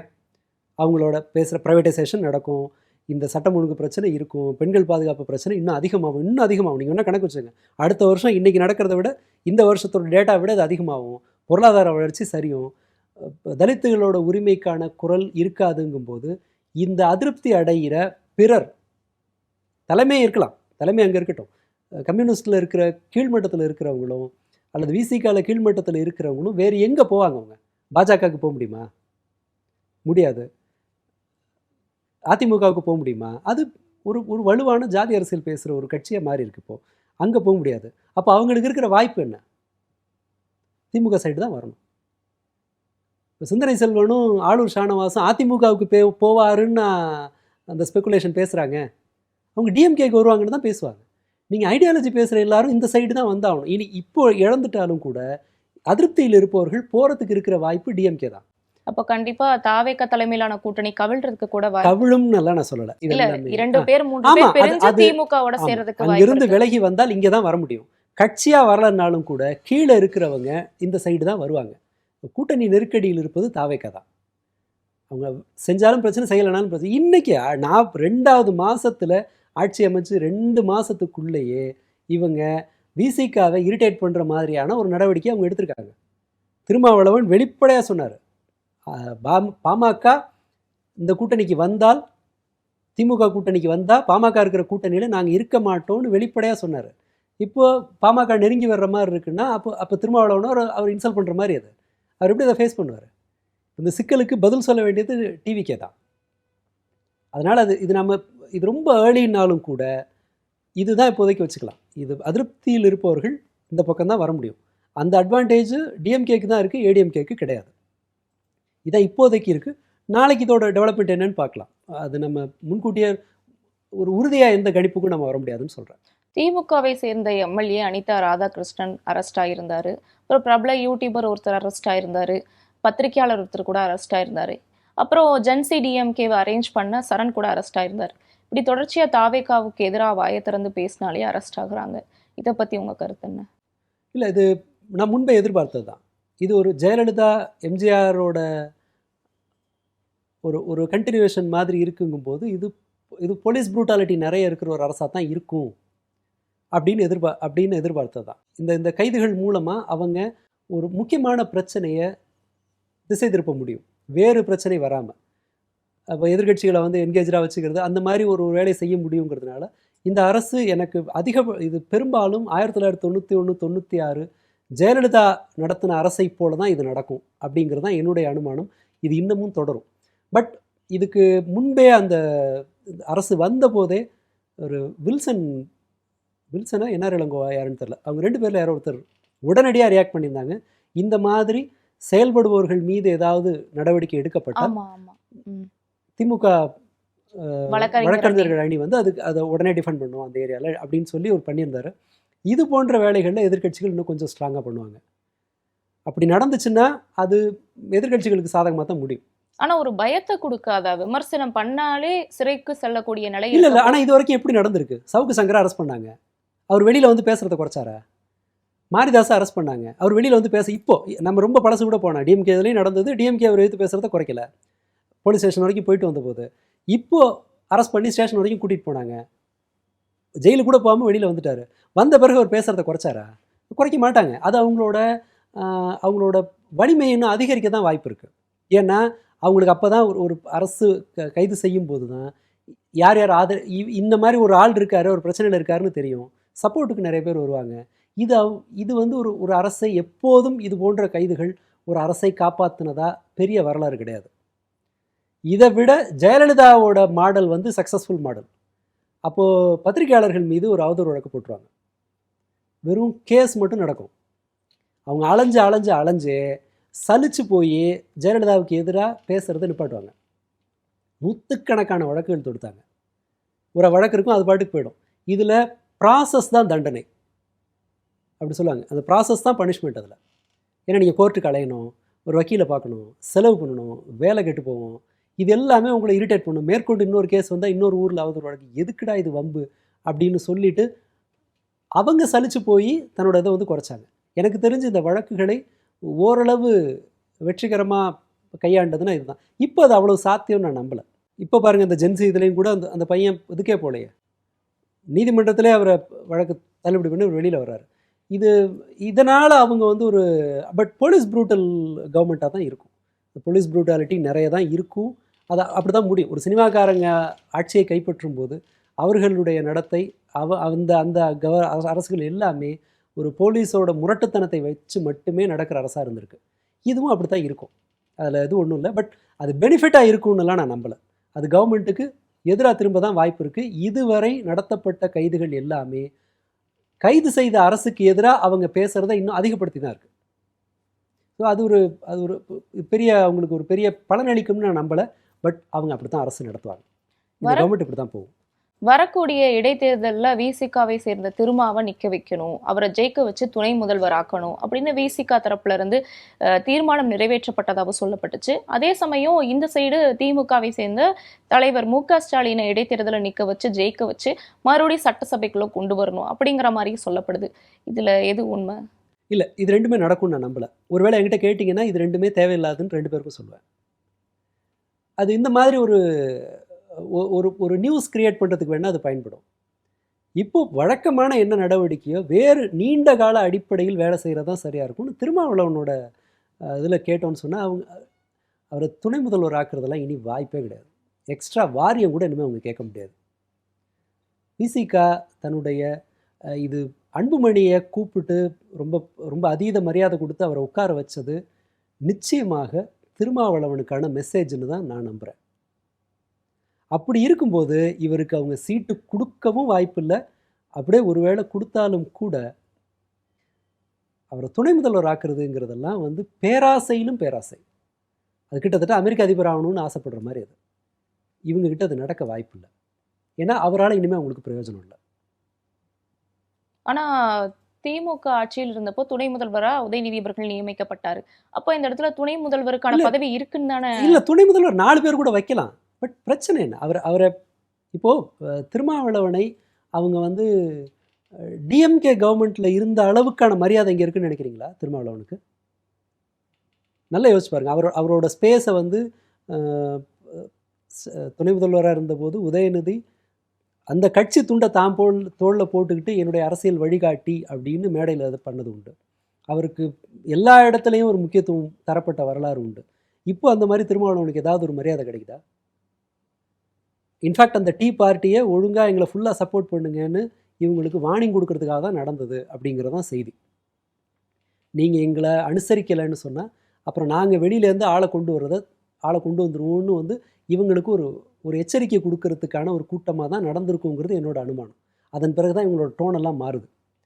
குதிரை பேரத்துக்கு வீரபாண்டியன் என்ன சொல்கிறாரு? இதுக்கப்புறம் அவங்க போகல, அந்த கூட்டத்துக்கு போகல. அதன் பிறகு அவர் என்ன சொல்கிறாருன்னா, குதிரை பேரங்கிறது முதலாளித்துவ அரசியலில் நடக்குங்க, நீங்கள் கம்யூனிஸ்ட்டுங்க ஆட்சிக்கு வந்தால் தான் அது சரியாக வரும், அப்படின்னா என்ன குதிரை பேரத்தில் இனிமேல் பேச முடியாது அப்படின்னு அவர் ஒதுங்கிட்டார். இது அதிமுகவோட உள்கட்சி பிரச்சனை அப்படின்னு திருமாவளவன் ஒதுங்கிட்டார். அப்போது இந்த இவங்களுக்கு கிடைக்கிற மரியாதை எங்கன்னு பாருங்கள். அதாவது இவங்களோட குரலை பார்த்து அவங்க பயப்படலை. ஒருவேளை ஆதவர்ஜுனா துணை முதல்வர் ஆகலாமோ அப்படின்னு கூட சொல்லப்படுது. வாய்ப்பு இருக்குது. ஆனால் அங்கே இருக்கிற உள்கட்சி அரசியல் பிரச்சனை இருக்குல்ல, கில்லி சரத் இஷ்யூவே அதை லீக் பண்ணது உள்ளே இருந்து தான், டிவிக்கே உள்ளே இருந்து தான். அங்கே 2-3 லாபி இருக்குது. ஆனந்த் ஒரு லாபி இருக்குது, நிர்மல்குமாருக்கு ஒரு லாபி இருக்குது, இவருக்கு ஒரு லாபி இருக்குது, ஆனந்த் வெர்சஸ் ஆதவ் அப்படி கூட அந்த லாபி போகுதுன்னு சொல்கிறாங்க. இவங்களுக்கு கொடுத்தா அவங்களுக்கும் கொடுக்கணும்ல, ஒரு தரப்பை மட்டுமே பண்ண முடியாது. ஏன்னா ரசிகர் மன்றம் முழுக்க ஆனந்த் கையில் இருக்குது. அது அந்த கோட்டையை உடைக்கிறதுங்கிறது இவங்க பலராலும் நடக்கலை, முழுக்கவே அவரோட கட்டுப்பாட்டில் இருக்குது. அங்கேருந்து வந்த ஒருத்தர் என்ன சொன்னார்னா, அவர் காலில் விழுவது மேண்டேட்ரி அப்படின்னார். ரசிகர் மன்றத்தில் புசி ஆனந்த் காலில் விழுவதுங்கிறது ஒரு தவிர்க்க முடியாத ஒரு சடங்கு, யாராக இருந்தாலும் அவர் காலில் விழணும் அப்படின்னு. அந்த அளவுக்கு வந்து சிலர் வந்து சொல்கிறாங்களே, ஆனந்த் அப்பானே சொன்னாங்க. எனக்கு ஷாக்காக இருந்துச்சு. முன்னாடி எஸ்எஸ்சி தான் சொல்லுவாங்க, அவர் வந்து அந்த ஸ்டேட்டஸ்க்கு வந்துட்டாருங்கிற மாதிரி.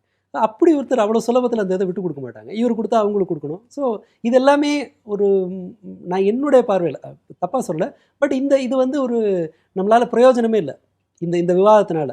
அது அவங்களுக்குள்ளே வர்ற நிர்பந்தத்துலேருந்து வரும். ஆதவ் துணை முதல்வர் ஆனாலும் ஆகலைன்னாலும் இந்த அரசாங்கத்தில் அவருக்கு இருக்கிற செல்வாக்கை நீங்கள் ஒன்றும் குறைச்சிட முடியாது. அது இந்த போட்டியில் யார் ஜெயிக்கிறாங்க, அப்பர் ஹேண்ட் எடுக்கிறாங்கங்கிறத பொறுத்து இப்போதைக்கு அதை குறைக்க முடியாது. ஏன்னா அவருக்கு வேறொரு வகையில் பொருளாதார ரீதியான செல்வாக்கு அவர்கிட்ட இருக்குது. ரசிகர் மன்றங்கிற வெயிட்டேஜ் இவர் கையில் இருக்குது, ஆனந்த் கையில் இருக்குது. அடுத்ததாக சென்ட்ரல் இன்ஸ்டிடியூஷன்களோட, சென்ட்ரல் கவர்மெண்ட்டோட ஒரு நல்ல ரேப்போவில் இருந்த அருண்ராஜ். ஏன்னா அருண்ராஜோட ராஜினாமா இருக்கு இல்லையா, 24 மணி நேரத்தில் ஏற்கப்பட்டது. சசிகாந்த் செந்தில் உட்பட அவங்க காலத்தில் இன்னும் 2-3 பேர் வெளியில் வந்தாங்க. இந்த இதில் இருந்து, தன்னுடைய மத்திய அரசு பணியிலேருந்து, ஐஏஎஸ் பதவியிலேருந்து வெளியில் வந்தாங்க. அவங்களோட ராஜினாமாவை ஏற்றுக்கிறதுக்கு வருஷ கணக்கில் ஆச்சு. பட் இவருக்கு ஒரே நாளில் ஏற்றுக்கிட்டாங்க பிஜேபி. ஸோ அவருக்கு ஒரு பவர் சென்டர் இருக்கும், அந்த இடத்துல இருக்கும். இந்த சண்டையில் யார் லீடிங் எடுக்கிறாங்க, அட்வான்டேஜ் எடுக்கிறாங்க அப்படிங்கிறத பொறுத்து தான் இதெல்லாம் நடக்கும். பட் துணை முதல்வர் இப்போதைக்கு இருக்கும்னு நான் நம்பலை. அது அவ்வளோ பொருட்படுத்தத்தக்க விவாதம்னு நான் நினைக்கல. ரொம்ப நன்றி சார். நாங்கள் கேட்ட கேள்விகளுக்கு அழகா பொறுமையாக பதில் சொன்னீங்க. நன்றி.